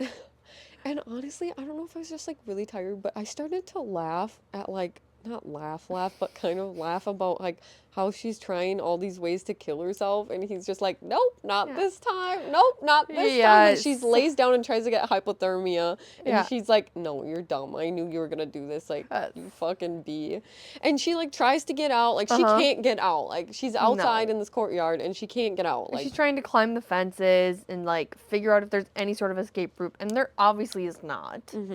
And that's when I will, like, it does seem more concerned, like, confirm that he's the love interest, because there's some banter here. Like, they have some stuff going on. It's so confusing. Their relationship is so confusing. Yes. This light is doing us goddamn dirty. It is. We can turn the other one on if we want to. But yeah, it's not some, like, giggly enemies to lovers thing. Like, they hate if they each other. become lovers, which I think they are, or will. Okay. You don't think so? I don't know. There's a couple comments that are leading towards it, but I don't know. I think so. And it's like they are legit enemies, though. They are. They hate each other's guts. Yeah. So so interesting. Do you have anything else in chapter 5? No, I'm ready for chapter 6. Okay, you go. My first note is that she realizes she's missing 19 months of memories and not 14. 5 extra months. That's insane. That's a lot of fucking time. It is, yeah. Yeah, just missing war memories, basically. Yeah. And then she finds out that Farron was accused of murdering Principal That was Apollo. my next note, yes. And she's like, that wouldn't make sense. And then she also is wondering why Farron being a high reeve was a secret. Yes, from reading these newspapers. And because everybody else who has like fancy titles, everybody knows who they are, but nobody knows why nobody knows who he is as the High Reeve. I thought that was very interesting as well. And we kind of find out too, we have another flashback, and we find out that Luke never wanted to be like Principate, which makes sense. He was 16, like. It's a big role to take, especially when like your father's murdered. Like he didn't just die of like natural causes or some shit and you had to step up. Like he was actively murdered. And then I also put like he was standing on the ledge and I'm like, so is he like feeling a little suicidal? Like what's going on here? Yeah. And then I did write like, were they together? Like they have a really confusing relationship. Very. Like I'm feeling like she loved him and it was not reciprocated. Okay. That is what I am getting from these She does seem interactions. Very, like, that was her one person. Yes. Like, she seems very next level attached, so I can see that where he had other people. Like he had his family. And he's important and he's really talented. Not that she's not important, but like he's a figure in the city. Yeah. Yeah. And then, so she thinks that she stole this newspaper. I think that he left it on purpose. Yeah. And he knows too much. Like, he's not an idiot. No. And then she's finding out that they're having sponsored births. Like, experimentally wise. Yes. They're, like, basically paying people to come in because they want to test and see, like, essentially what family lines and what powers breed it's well basically together. A breeding program. It's a breeding program. That's what they call it, a breeding program. And it's ironic because they killed off like all these resistance members, like all these alchemy people. Yes. And now they like need them back. And they're giving criminals new trials if they're willing to do these birthing programs. This is giving me a big flashback to a specific part of Throne of Glass. It's gross. And this is Stroud. Then this is where we find out like what Stroud was talking about earlier in chapter 2. Yes. Yep. It comes back to Stroud. Yeah, and then she's like sitting in the shower. Helena is, and she discovers like all these scars. I have that written down. Scars that she doesn't remember. Like huge ones. One on her chest, one on her calf, her stomach, ribs, like all over her body. And she was literally like, I would not have done this. Like, I would not have had scars that I wouldn't have been able to heal. Yeah, she said specifically, like, the one on her chest was, like, looked like it had been, like, stapled shittily together. Yes. Or something. And this is going back just a touch, but I thought that it was interesting that you don't have to have alchemized parents to become an alchemist. Yeah. Like, didn't they say it was because her parents aren't alchemists. It was, like, rare, kind of? Yes. But I just thought that that was an interesting note to put. I thought so, too. Yeah. But, yeah, I did put the scar she doesn't remember. And then I did write, I feel like he left the newspaper on purpose. Yeah, and there's one scar that she does remember that she has referred to multiple times along her jawline that we still haven't figured out. But we don't know, we don't know what it's from. Yeah. I think it says she alludes to it being something to do with her dad. But, yes, yep. Yeah, and then Farron kind of helps her out of the dark. This pissed me off. When he was, like, giving her shit for being scared of the dark, and I go, what does he mean what's wrong with her? She's scared of the dark. She was locked in a dark tank for 14 months and could not move her body. Does he know that, though? Like, does he know everything? Well, I suppose he shifted through all of her memories. Yeah, and, like, he got her file when she was dropped off there. Like, he knows where she's coming from. So I put on page 102, the last sentence, when he goes, when I was hurt, it would be you I would be getting. I was looking forward to breaking you, but I don't think it's possible to exceed what you've already done to yourself. Yes, I wrote that down too. How fucked up she is. Like, the PTSD and all of her trauma, I wrote that line down too. Like, he's such a good evil character. He is. He just is next level, like. And, like, that kind of line feels very enemies to lovers. Yeah. I was excited to break you. Like, it just feels... I'm not far behind on that. I just feel like there's something else. I don't know. We'll get there. Okay. Okay, I don't have anything left on chapter 6. 7. Yes, so chapter 7. So basically, they're going on daily walks. It's cold. She's bored. we have angry and condescending Kane. Yes, and also Farron is just a dick. The whole time they're walking through the house, he's pointing out light switches to her. And I kept feeling like I was laughing. I was laughing too. I'm like, this is so fucked up because like it's so dark. It's so dark, and like but I was kind of giggling about like all the ways where he's like. And I wonder if it's because we're feeling like it's enemies to lovers, so it's like they're like quarreling, and he's not actually being a dick. Yeah, maybe. It's like a mean flirting. It is. There's something in here later that I think you're gonna laugh at about that. But anyway, so then she's like kind of wandering through the house and she finds a portrait of the young Farron family. Yes. And she said it looked like something interrupted it and it was abandoned. It was just interesting. Like, why do you think they put that whole scene in there? I think to also tell us exactly what he used to look like. Okay. And that he looked just like his dad. But his eyes were like his mom, like and he had his like gangly body of his mom. And I was starting to think like, okay, I feel like they focused a lot on his mom in this point. Like, and she gets brought up again multiple times. So I think that she has more. I agree, more to do. Importance. Otherwise, why would that be in? I know, because she gets talked about like 3 times, I think 4 times. So then we have the big hitters thing. But also when like she's walking around and the necrothals are just materializing and watching. This freaked me out bad. Yeah, I'm gonna be afraid of the dark if there's zombies out there. See, this is why it didn't feel weird that she could have free range to the house. Which that's fair too. I guess I was more of just, we'll get to it. I mean, like even in prison, they get out of their cell and will go for walks and like they guards. do. Yeah, you're right. So then the sterilized convo happens. So basically Stroud comes back and she's like, I might use you for my experimentation next. Yeah. And Helena's like, good luck, I'm sterilized. Like, and we find out that, what's his stupid name? Mantis? I think it's Mateus, but yes, whatever. Falcon. Yeah. Decided that since she was a Vivamancer, that she had to be sterilized because that's the only way he would trust her to work for the Eternal Flame is if she couldn't reproduce. Yeah, I put Falcon sucks, and I also go, are we really led to believe, like, he was part of the Eternal Flame Council? Like, he was supposed to be the good spiritual, yes, like the leader of this. This is when I started to be like, what the fuck's... Are we on the right side?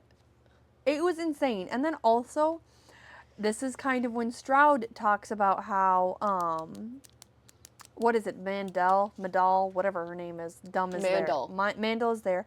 And this line messed me up.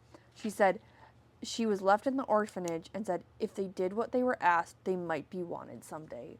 That's what they told Vivamancy children that were left behind. And they also talked about how they did testing, and if you found out that your baby had Vivamancy, that they would like terminate the pregnancies or be like left in orphanages. And that's when, and I put on 107, I really feel like Helena is caught between like faith and her loyalty to Luke and the holdfast and everything like they've done to her. I don't know. I honestly feel like she is just as conflicted. I agree. Especially because all these memories are gone. So she's just getting like blatant facts. And I honestly feel like the reason why she gets so pissed off when Farron brings shit up to her, I feel like she's like, yeah, you're kind of right. Like you have a point. And that's why she gets so pissed.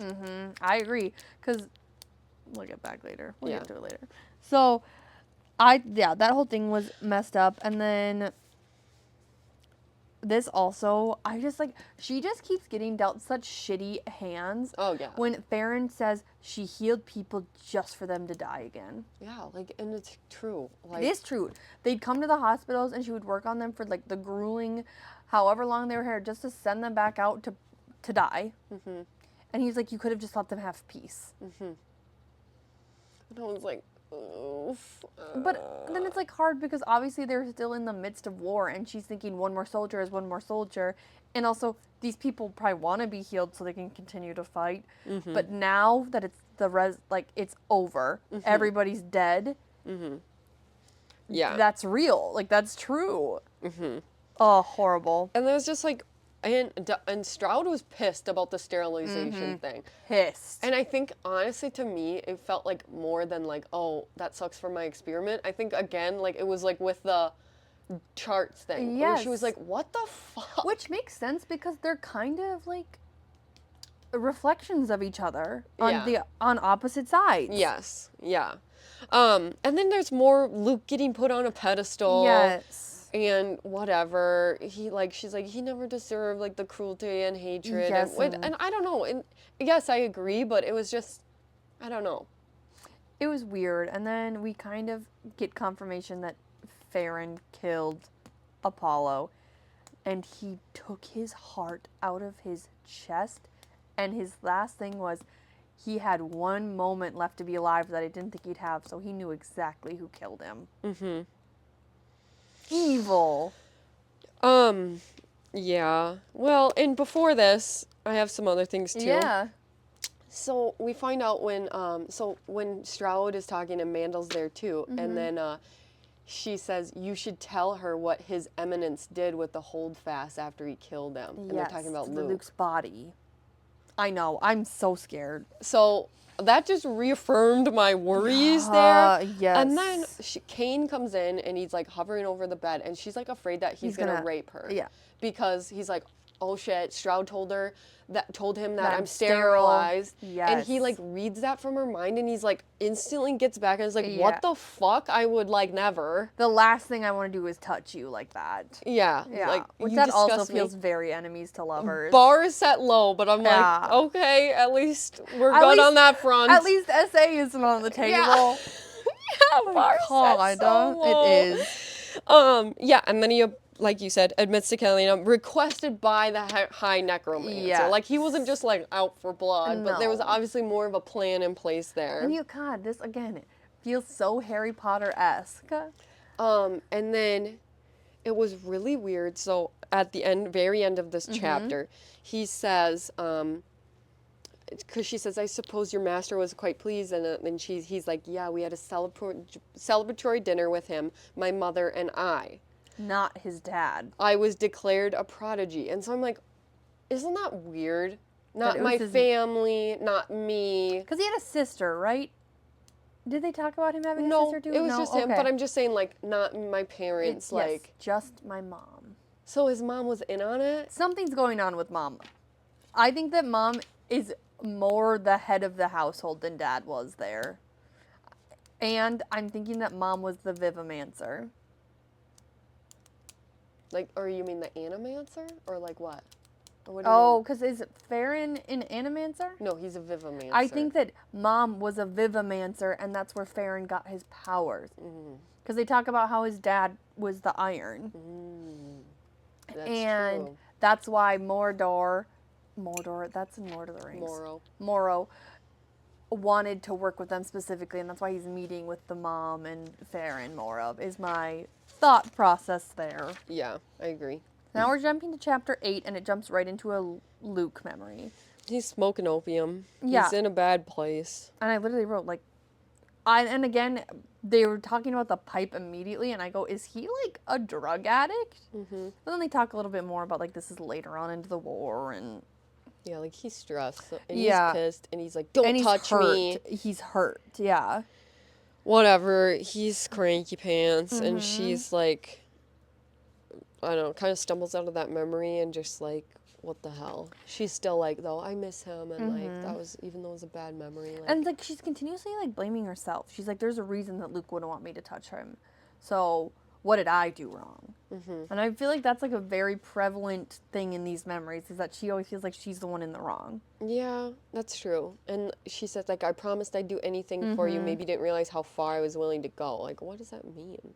And she was like kind of talking about how it sounds like she was trying to get Luke to like bend his morals a little on that front with the way that they were doing things. And he was very set in stone of like, this is how my father did it and his father did it. And she's like, well, they were the ones telling the story. So how do you know that they didn't bend the rules when they made them? Which I thought was very interesting. Very interesting, for sure. And again, like, puts us in this, like, in-between spot of, like, we just need to figure out what the hell is going on. Yeah. And then they talk about, like, the holdfast and, like, how Soul blessed them with, like, these flame gifts. I don't know. I don't feel like there's too much significance there. But She she's walking around the house again. She stumbles into Kane and Father, which we find out is Jan Crowther. Yeah, the guy who like licked her in the hallway and was like, I know you, I know you. Which was so crazy. Oh my gosh. When that came up, I'm like, what? I know. And they have like this fight and it's very dramatic. It is very dramatic. I don't know. Basically, his dad is like, they don't have a good relationship. No, and he tells his dad that, like, I'm in charge just because you're still alive. You're powerless. You're worthless. Like, no thanks. Because he's in a body with a different pyromancy. Yes. And he doesn't know how to use it, which is so interesting that the body keeps the magic that they had, which this feels more like power. It's stored in the body. So if she got put in a body that had like a necromancer power, she wouldn't be able to use it because she doesn't know how.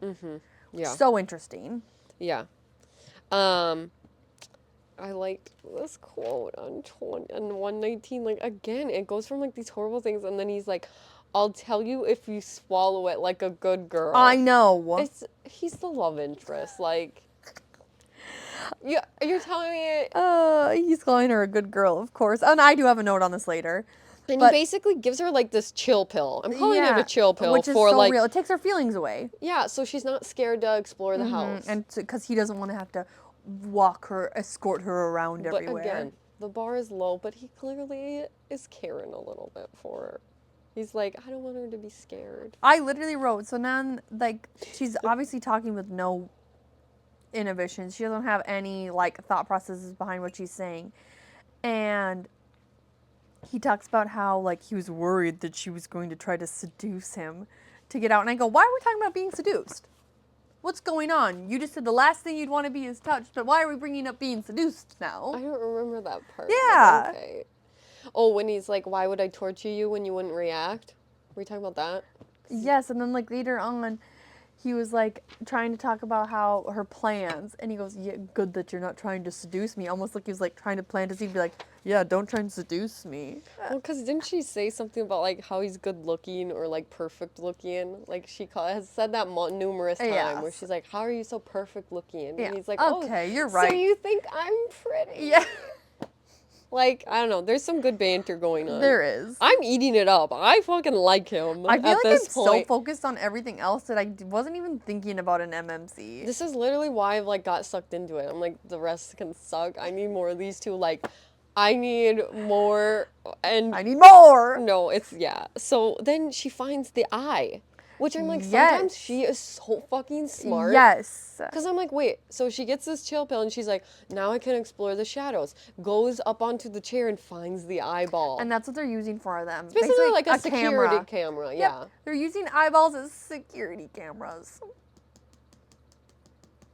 I'm scared. And she's constantly being watched. Constantly, because they're all over the house. Yeah. I'm like, how did she put that together, though? I don't know. I didn't get it. Anyways, the eyes came up. Then she's talking about, like, right here, when she's like, how are you so perfect? Are you, nucleus or whatever? Yeah.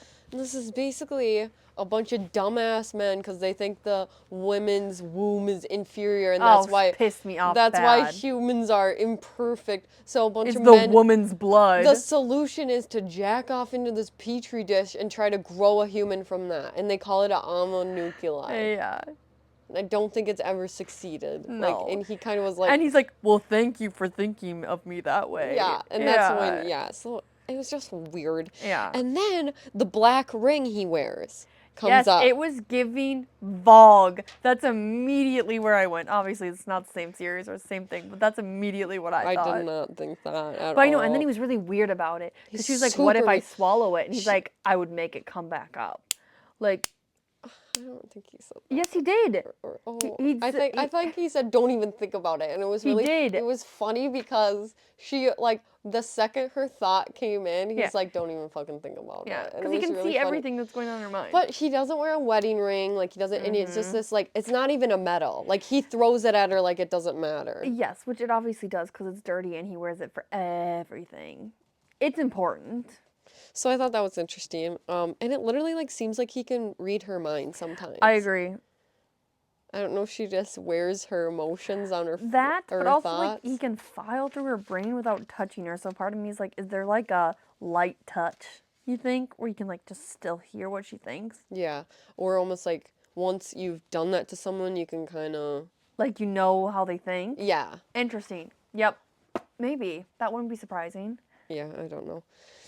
126, we have more falcon sucking. I thought that it was, yeah, and he gets pissed because her parents are doctors. Mm-hmm. And she's like, oh yeah, like this is really relevant to like what my parents do. And he goes, how dare you say that this is like irrelevant to what your parents were saying. And then she talks about how healing's not scientific, which I thought was really interesting. He just sucks. Like, he does suck. He's basically, and she says it, did everything to make her life harder and like impossible. And then she rose above and was like, I'm going to prove you wrong. And basically like ignored him and just kept going. Kept on going. Yeah, now I see where you're saying. It was like when he was like, and here I was hoping you were plotting to seduce me. Yes. And I thought that was cute, but whatever. And she's sucked into a book that's not about romance. Because she goes, who knows, perhaps I have a proclivity for, and he paused like, you don't have anything I'm interested in, and then she's like, maybe tomorrow. Like, I showed her, like, wit. I know like, what you that mean. She's not completely, like, I don't know. It just lightened it up a little bit for me, so I was into it. Liv's looking for any glimmer of hope. Until she has these horrible withdrawals from the chill pill. Yes. And she's like, you gotta fucking warn to me. That all of her emotions come, like, smashing back 10 times worse. Yeah, I don't know. I put, married, mom important. I can't figure it out still. Like, I just want them to be together. And things. So then, chapter 9. So we have transference number 2 happening. Yes. And he's kind of warned her that it was coming, and he's nicer this time about it. Yeah. Do you have anything? No, I just think that it's, like, very interesting, and it's so violating the way that she describes this. And the fact that it takes months for her, like, a month for her to recover, for them to be able to do this again. It's such an interesting thought process to think about the toll it takes. Yeah, and then they have this weird moment where she like gets fucked up again after this, and then she doesn't remember, and she like leans into his hand, like kind of, and she's like, who are you? And this just gets like this really weird relationship thing between them. I don't even know. Like, that scene was so weird. It was a weird scene. She's like, do I know you? And he's like, I suppose you do. Like, instead of felt just like there saying, was more backstory. Yes, like, it just seemed like more, and it seemed like a lot of emotions flashed across his face, all these things, and he said, like, I'm in charge of your care. And then it's like, his hands, like, kind of, like, caressing her, and, like, it felt like... It didn't feel like you're kind of my prisoner and I have to figure shit out. It didn't feel like that. No. So, that was just weird. Yeah, and I said, standards are low here, people. He carries her inside from the cold. He does, and then he gives her boots and gloves. I thought that this was interesting. And he just keeps being like, so like, you know you can ask for things. And it just was like weird to me. I'm like, why would you think she could ask for things? Yeah, he doesn't say that here. But with like but yeah, in the future, yeah. He says, do not mistake my, like... This for, like, kindness affection. Or whatever, yes. Yeah, and she's like, well, yeah, I hate you, so... Yeah, so, peace. And now she's staying longer through the winter. Like, it was supposed to be this short little... But it takes her a month every time to recover. Yeah, so then, chapter 10. Yep. So, this is kind of where we learn that, like, alchemy's, like, hardcore dying out. That there used to be... hundreds of different kinds here, there, everywhere, and now since they killed so many during the war, it's like almost gone. Yeah, I put history shit, and that's it. Yeah. Then we get creepy Lancaster guy. Yes. So he comes in and he's super weird, like super weird. He busts into her room and she's like, holy fuck, who's this man? And he's like, you don't remember me? Like, shocked. And like, then is super weird and like comes towards her and is just like being creepy, and then Farron's there like instantly. immediately. Yeah. And he's like, she's mine.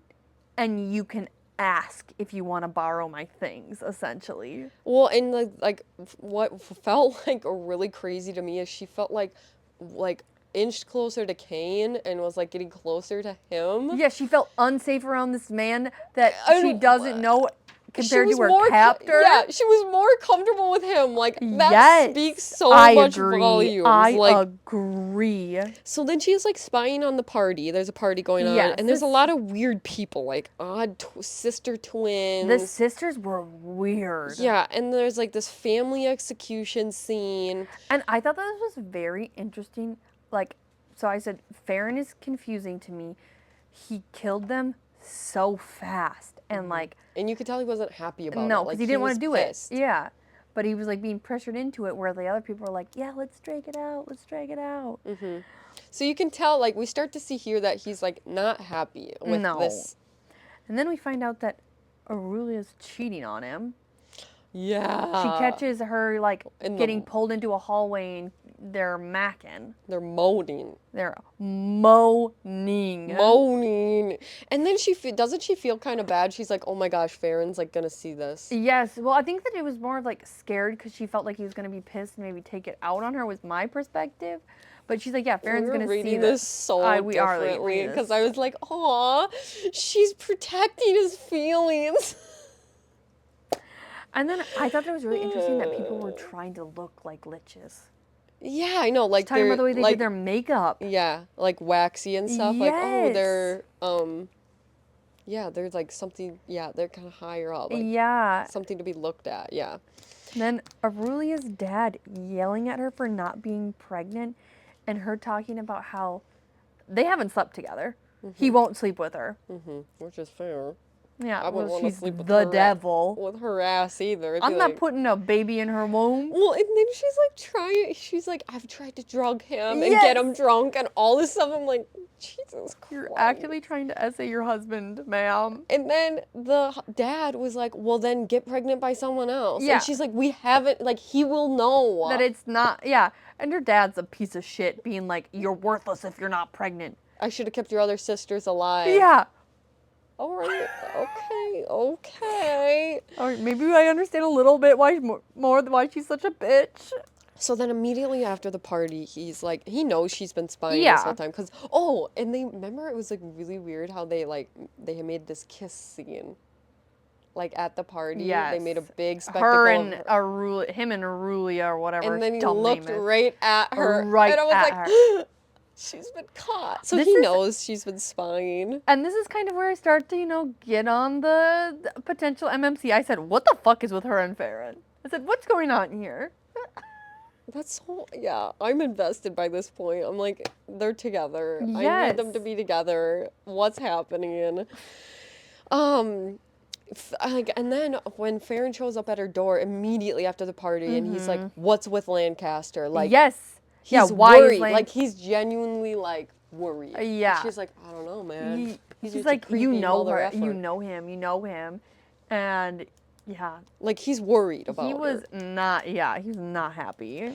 And then he's like, this is where he goes, you can get stuff from the maids, right? She's like, well, I didn't fucking know Why would I know that I can ask for things? And this is where she starts asking for the newspapers. Yes. So she can stay up to date on what's going on in the world. Mm-hmm. Yeah, and then she's doing her walks, and she finds the unlocked weird room with a cage. Yes. And a bunch of symbols on the floor. It's like an alchemical pattern. Yes. So she kind of goes into, like, how oftentimes, like, in the past, alchemists used to, often use these things to protect their discoveries. So I'm like, is Farron working on something? Was it in the home already? Like prior? I was kind of wondering too, because you got a lot of history, but not a lot of backstory on why that one might be there. And then she gets caught. Mm-hmm. Then, Farron's in the doorway, and we move to chapter 11. Do you have anything else on that? No, I know. Okay, so then chapter 11, she thinks he's going to, like, drag it out. So she's, like, frantically trying to work on it. Mm-hmm. And then I started to kind of think again, like, I wonder if it has, like, if, again, she's been here before, and that's why she's so, like, interested. Okay. I don't know. Like, I wasn't feeling that like... at all, but that would make sense.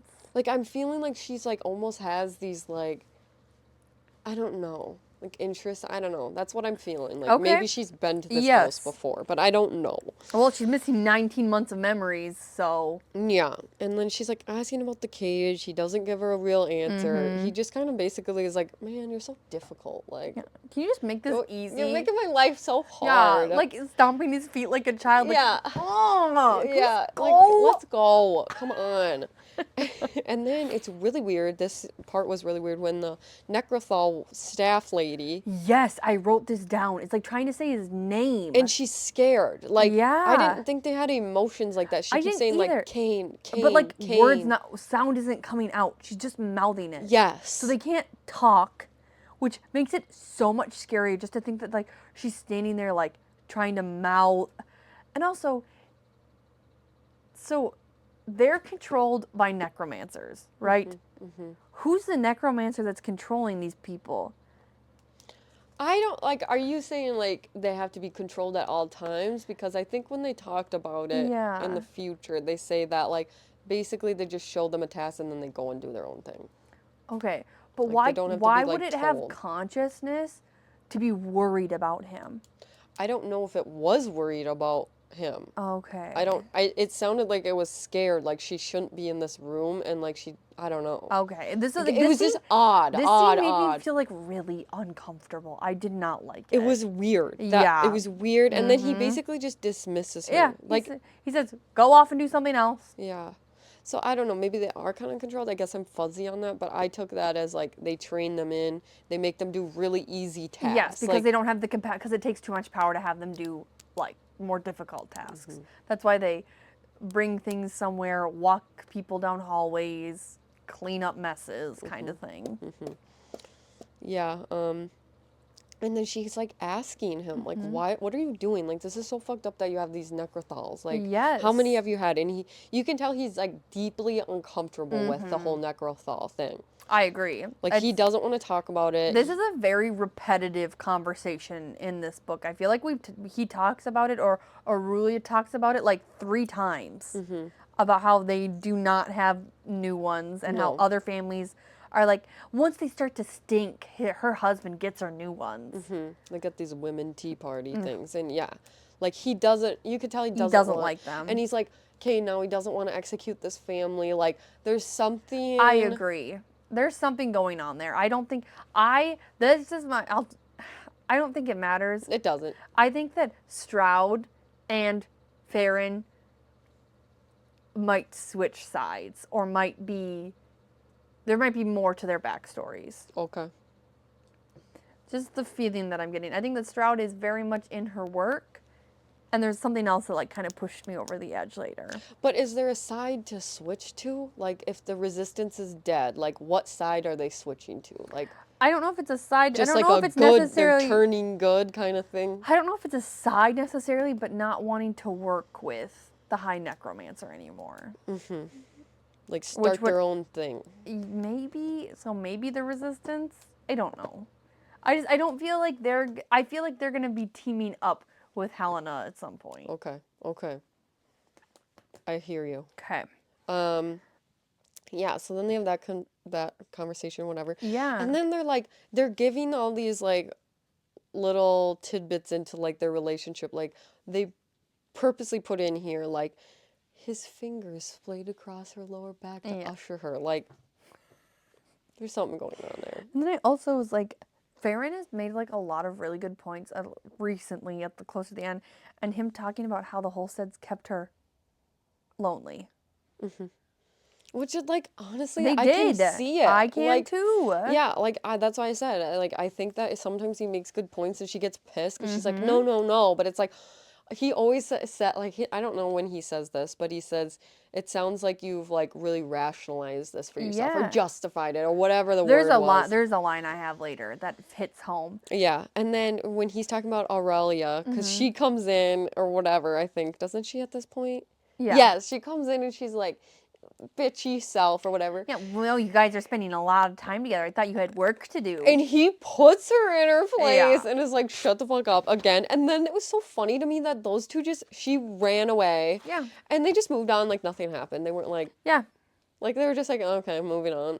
And then this is where Helena says, like, oh, this feels an awful lot like caring, like you're caring for me. And he goes, your friends must have thought very little of you if this feels like care. That is a horrible line. Mm-hmm. It's very interesting, the whole thing. And again, we're having more Luke annoyance too. Like he's yes, like he's all this not, yeah. He's like, what's with all this blind adoration? Like Yes. what's going on there? Yeah, and then again, she calls him out on page 159 and he makes another comment about like, don't take this as like I care about you or something. She goes, you seem strangely concerned about me thinking you would care. Yes, like, yes. why do you keep bringing this up? She's so intuitive. I know.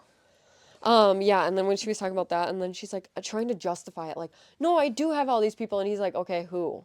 And she's listing off names, and it's almost like she's trying so desperately to like prove that they do care. That felt icky. Her trying to like prove list these names and why they cared about her. Yeah, like, it just felt. If you really felt like they cared, like, why is she saying these names? Like, and also, like, it doesn't matter if he thinks that he's gonna think that. All that matters is that you know deep down that that's not real. Yeah. So again, like, I think he's just getting under his skin, and like all these people, and we get like more names. We get the Ivel Holdfast or whatever, the aunt, and then the matron Pace, the hospital manager. Yep. And whatever. And she's just annoyed at him and whatever. And I think she just like it makes her rethink things a little bit. And then she's like mad, so she goes outside and she finds the wolf monster. Yeah, in the stables, they're just like, and he had talked. One of the people that she ran, yes, Grace talked about how he had a monster. I totally forgot about that. I did too. Like, yep, and like this thing is huge. Yeah, And she was getting ready to kill herself with this thing, and the Necrothals were there immediately. And every time something happens, she's like, this was probably Aurelia trying to kill me. Like, leaving the stables unlocked, which is so real. It probably was. She's pissed. She ran off and she went and unlocked the stable quick. Yep. And then she's kind of exploring more, and she finds a chantry. Chantry? Yes. Yeah. It's like a religious hut thing. Yes. I don't know if it's a hut. It's a little building. Yeah. It's like a temple. And basically, like, she's walking around, it's like the only thing that's been touched is like a plaque of his mom's name. Yes. And that's the only thing that's been cleaned off. And that she died in the war. So I am like very curious. There is so much more backstory to Mom. And I'm very curious to see where it goes. Yeah. So that was interesting. Then we got the annoying comment of women's blood being the causes of issues. Yeah, so then there's, again, she said, like, in the North specifically, it doesn't sound like where she came from it was as bad, but it's just, like, this low view of women. Like, the faith viewed them as lesser. Yeah. So, yeah, so then we have chapter 12. And we have another memory flashback. So this is where I jumped conclusions. She has this memory of Lila, and she's got the red-rimmed eyes, and she's freaking out, and she says, I'm lying about everything. And I made a mistake. Yes. What do you think she did? I don't know. I feel like... I have no fucking clue. Like, not even a guess. I don't either. I'm feeling like, obviously, it has something to do with, like, her... I'm thinking something to do with her ability. Okay. That she was lying about. Or maybe she's also a Vivimancer or a Necromancer is kind of my thought process. But I really have nothing. Okay. Because we barely know anything about before she got to... So I don't know.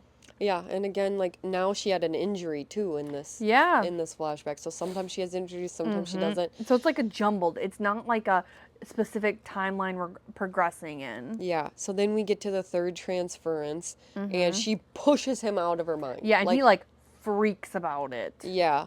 And then it puts her into this horrible, like, recovery thing. Yes. And she's giving this horrible images of bodies trying to kill her, and she's just, like, killed over and over again. Can't die. Yes. And then it's just kind of more transferences over time. Like, months are passing, more recovering. Like, the Farrens are in and out. Learning about having seizures in between, like... Yeah, and then she's kind of getting all this info from newspaper reflection, like the repopulation program. Yes, and they're talking about manufacturing alchemists. Yeah, and, like, less socialites. Like, she notices people disappearing out of the paper. And she's thinking that it's like they don't want to be associated with it anymore. They're realizing that maybe this isn't the movement they want to be a part of, is what she's thinking. And then she finds out while Farron's gone that creepy Lancaster guy is banging Aurelia. Yes, and he's there, and he keeps trying to get away from her. Yes, and he's like, they're out, like, she's like looking outside the window, and he's like looking and like mapping out the house. Trying to figure out where she is. Okay, why is this guy like the creepiest one? I don't know, and we barely know him. Yeah. He's like, I think it's because he's purposely having an affair to get close to her, and he was just like, you know me. Like, that's how you were picturing him saying it, right? Like, you know me. There's something up. He's not, I don't like it. He's negative. For sure. And then she's like wondering if he's a spy. Like, I wonder if he's here to help me. Yeah, she starts to think that maybe he's on the side of the resistance and he's like infiltrating. And I'm like, no. I'm like, honey, don't think so. He's scary. I think. And then she talks about going to find him. Like, if he was trying to help you, he would have came in and been like, wink, like, wink, nudge, nudge. Yeah, like, I'm here to save Not, maybe you should lay down on the bed kind of vibe, because that's what he was giving. I don't like it. Then Farron returns and he's just tired, and she's kind of like noticing this. Yes. Like not acting like himself kind of thing. And then Stroud comes in. Yes. And she's like pissed because she's malnutrited. Yeah, she's not eating. Malnutritious. Sounds wrong. But yes, she's not eating. She ain't eating. She's skinny and looks like trash. Yeah, and then she calls for Farron, and Farron is pissed when he shows up. You rang, essentially, is what he says. And, of course, Aurelia's behind this. I also am surprised that the Necrothals have to eat.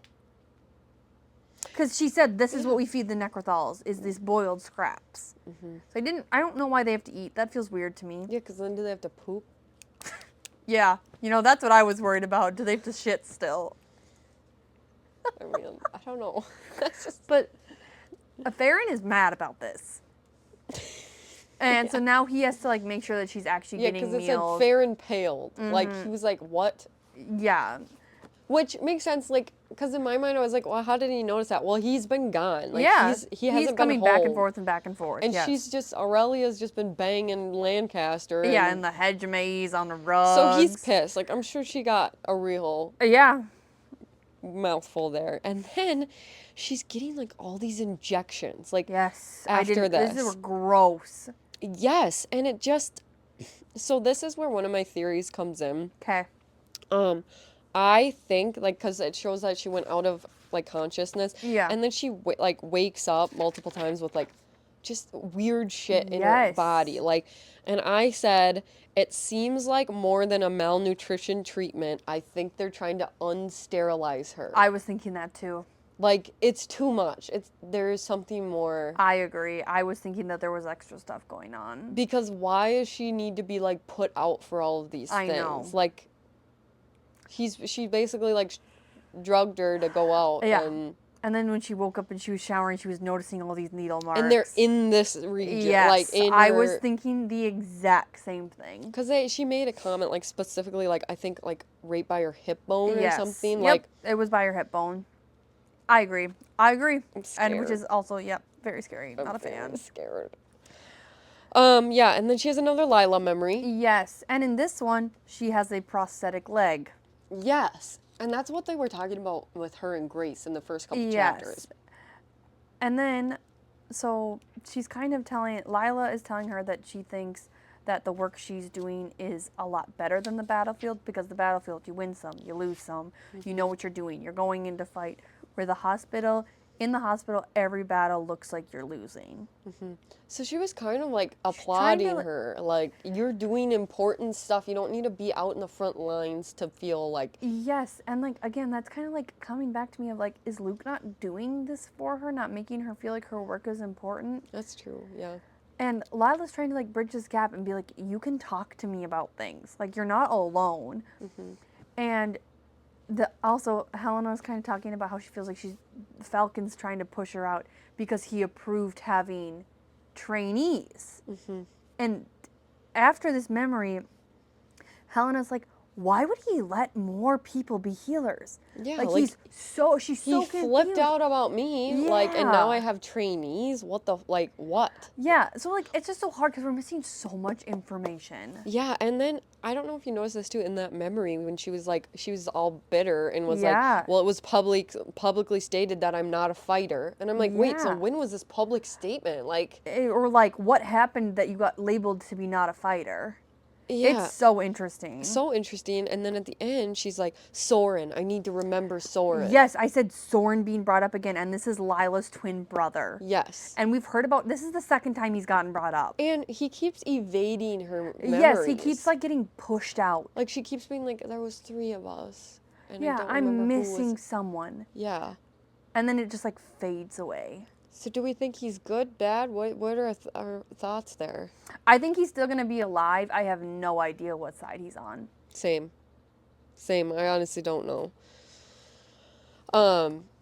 Yeah, and then they were talking about one other thing too. This was a little bit prior, but he was talking about how so Farron goes through her memories again, and he sees that he's worried about, or she's worried about Lancaster, kind of, or thinking maybe he's come to save her. And he's like, you need to stop. He's not coming to save you. And then he says, Lancaster will be one of the Undying soon, in belated recognition for his exceptional services during the war. Yeah, so he's on the wrong side of what Helena thinks the wrong side. What were these exceptional services, too? I know. What the hell is going on with him?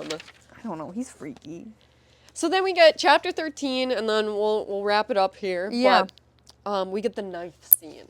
Yes, where she tries to stab him. Mm-hmm. And I was, so impressed with this scene. Because she's talking about how, it still hurts, but she knows that, this is going to be the move. So then she's got to flip it to this hand. And then she talks about how the manacle rips her tendons. Mm-hmm. Oh, God, I can't. I was literally in the car with Sam while we were driving north this weekend, and I go, ooh! And he's like, are you good? And I'm like, no, don't make me say it out loud. Yeah, and I thought the whole use of power or resonance between both, not her, but between Farron was so cool. I did too. When she all of a sudden turns it around and she's going to stab herself after she realized she can't stab him.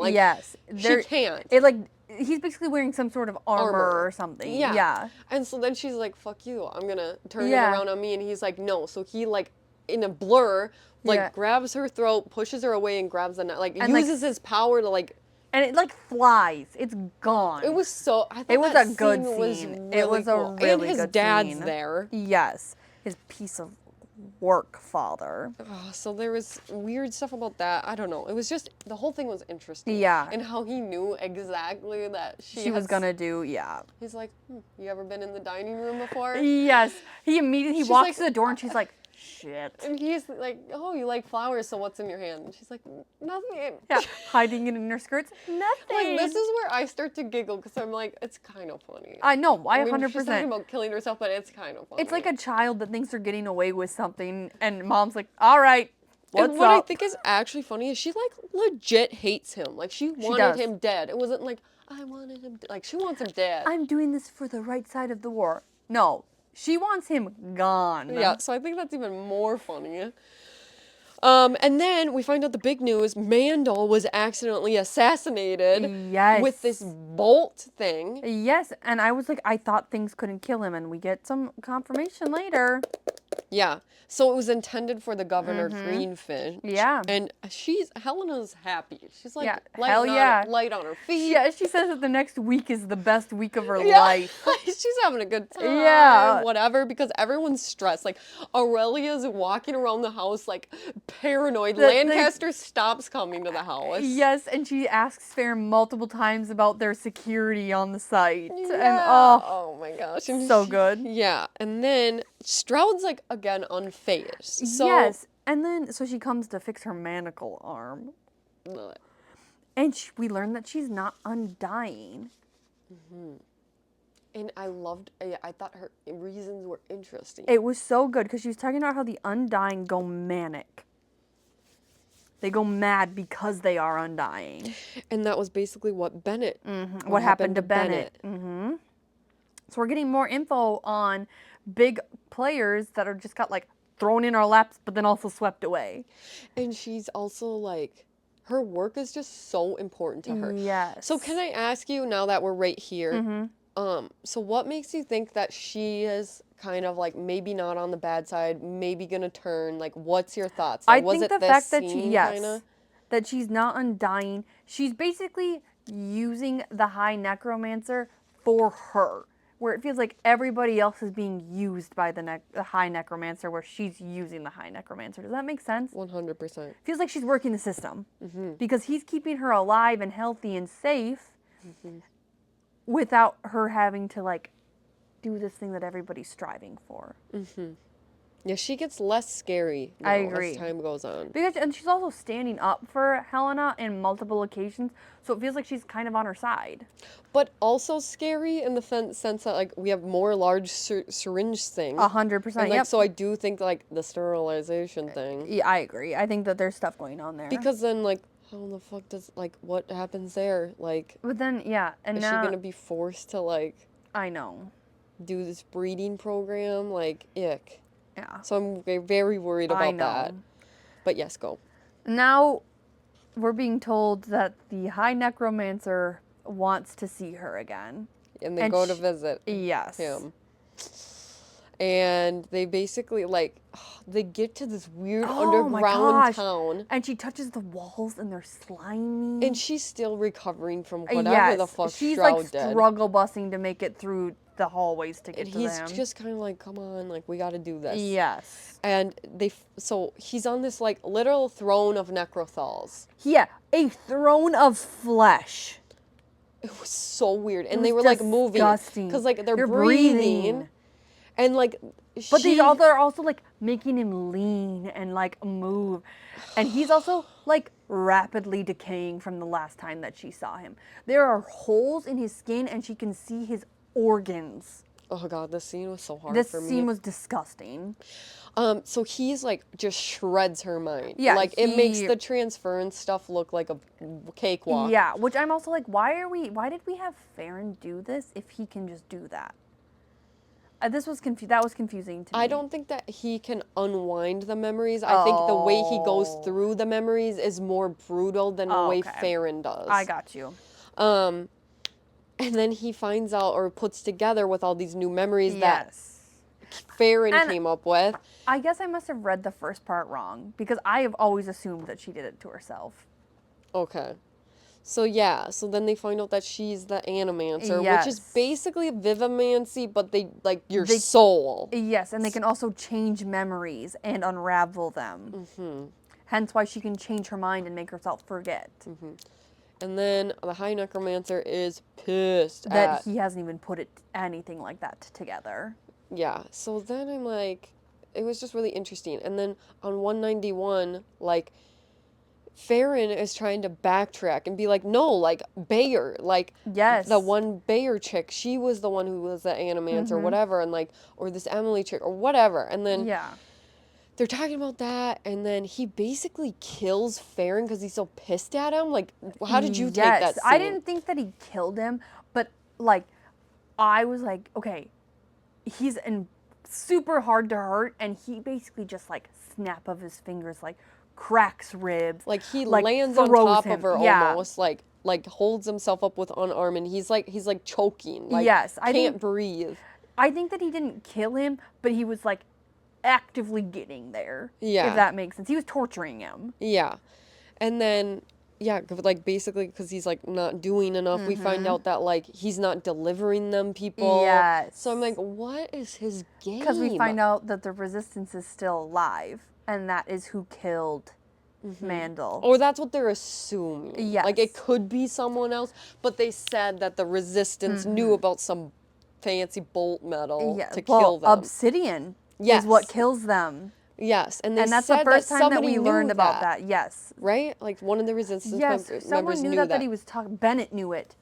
And he was testing on he was doing all of the tests on what's-its. So I think Bennett let it slip. Yeah, it was someone. Yeah. So yeah, I'm like, okay, what side? Like, Farron is obviously something's up there. Yeah. But yeah, he's like, whatever, getting like tortured. And we find out too that like Helena attacked a prison. And that's where she was caught. She leveled the prison. And Lila was there. Yes, and like and that's all where this she stuff. got caught and died, Lila. So then they're just both miserable on the ride back. They get threatened, and he's like, I will die before I lose her, type of thing. Yes. Like, I won't be, whatever. And then she puts together that Cain, or whatever, like, is the source of power or something, and that's why the High Reeve, like, that's why he wants him as the High Reeve, or, like, something is going on there. So she finds out that the Undying are his source of power. But, like, wasn't there something, too, like, Cain had to do with it? Like... There's a reason why he keeps him around, like... Is just because he's undying. The Undying are what provide his power source. So any of the Undying is why he keeps them around. And she's confessing all this to him back at the house and saying, like, the Resistance figured out how to kill him and all of the Undying. Yes. And, like, that's why, whatever. And then he, like, then she blacks out. Yeah, she gets knocked. And then we get to chapter 14, which is 2 pages, and it's a Shithio memory. Yes, and they're working together, kind of going over things, and they're talking about, like, doing their alchemized stuff.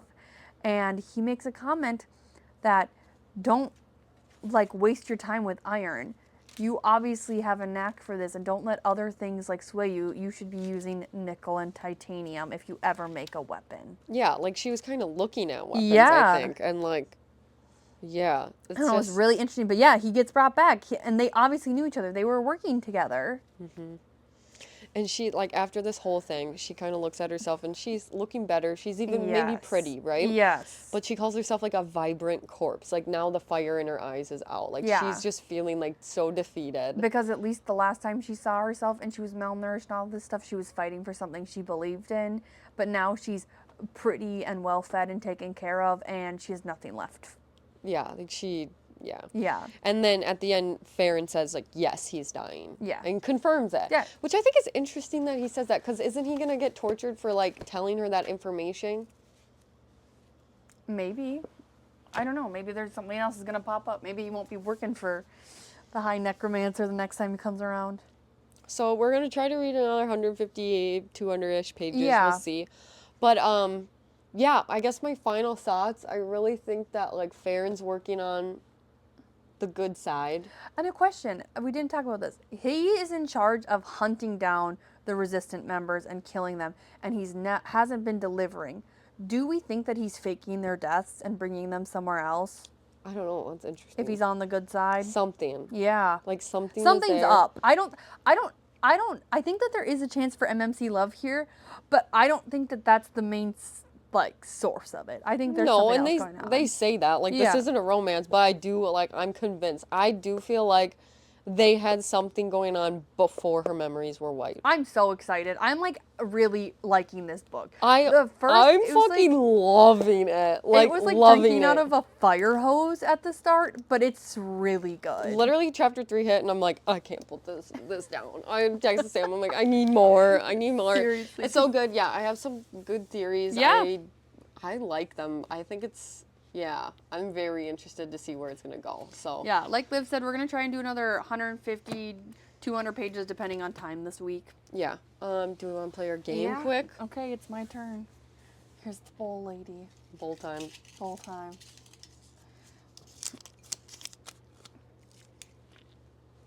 I'm not doing this one.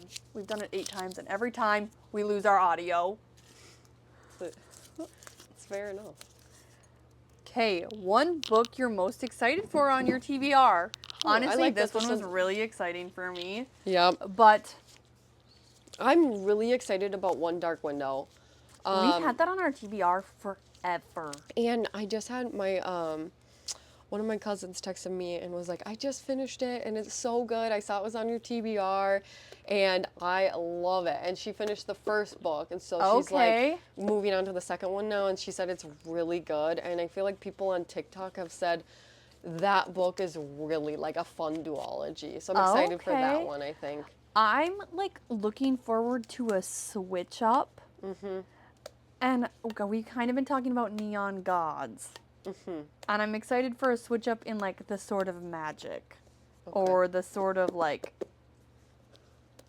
you know, world? Yeah, the world building. Mm-hmm. But I am also really excited to read, The Last Letter? Yes. I am so excited scared. to read another Rebecca Yarros book that isn't Fourth Wing. I'm not excited for that one. I'm, like, really scared, actually. Liv's scared to cry on the pod, guys.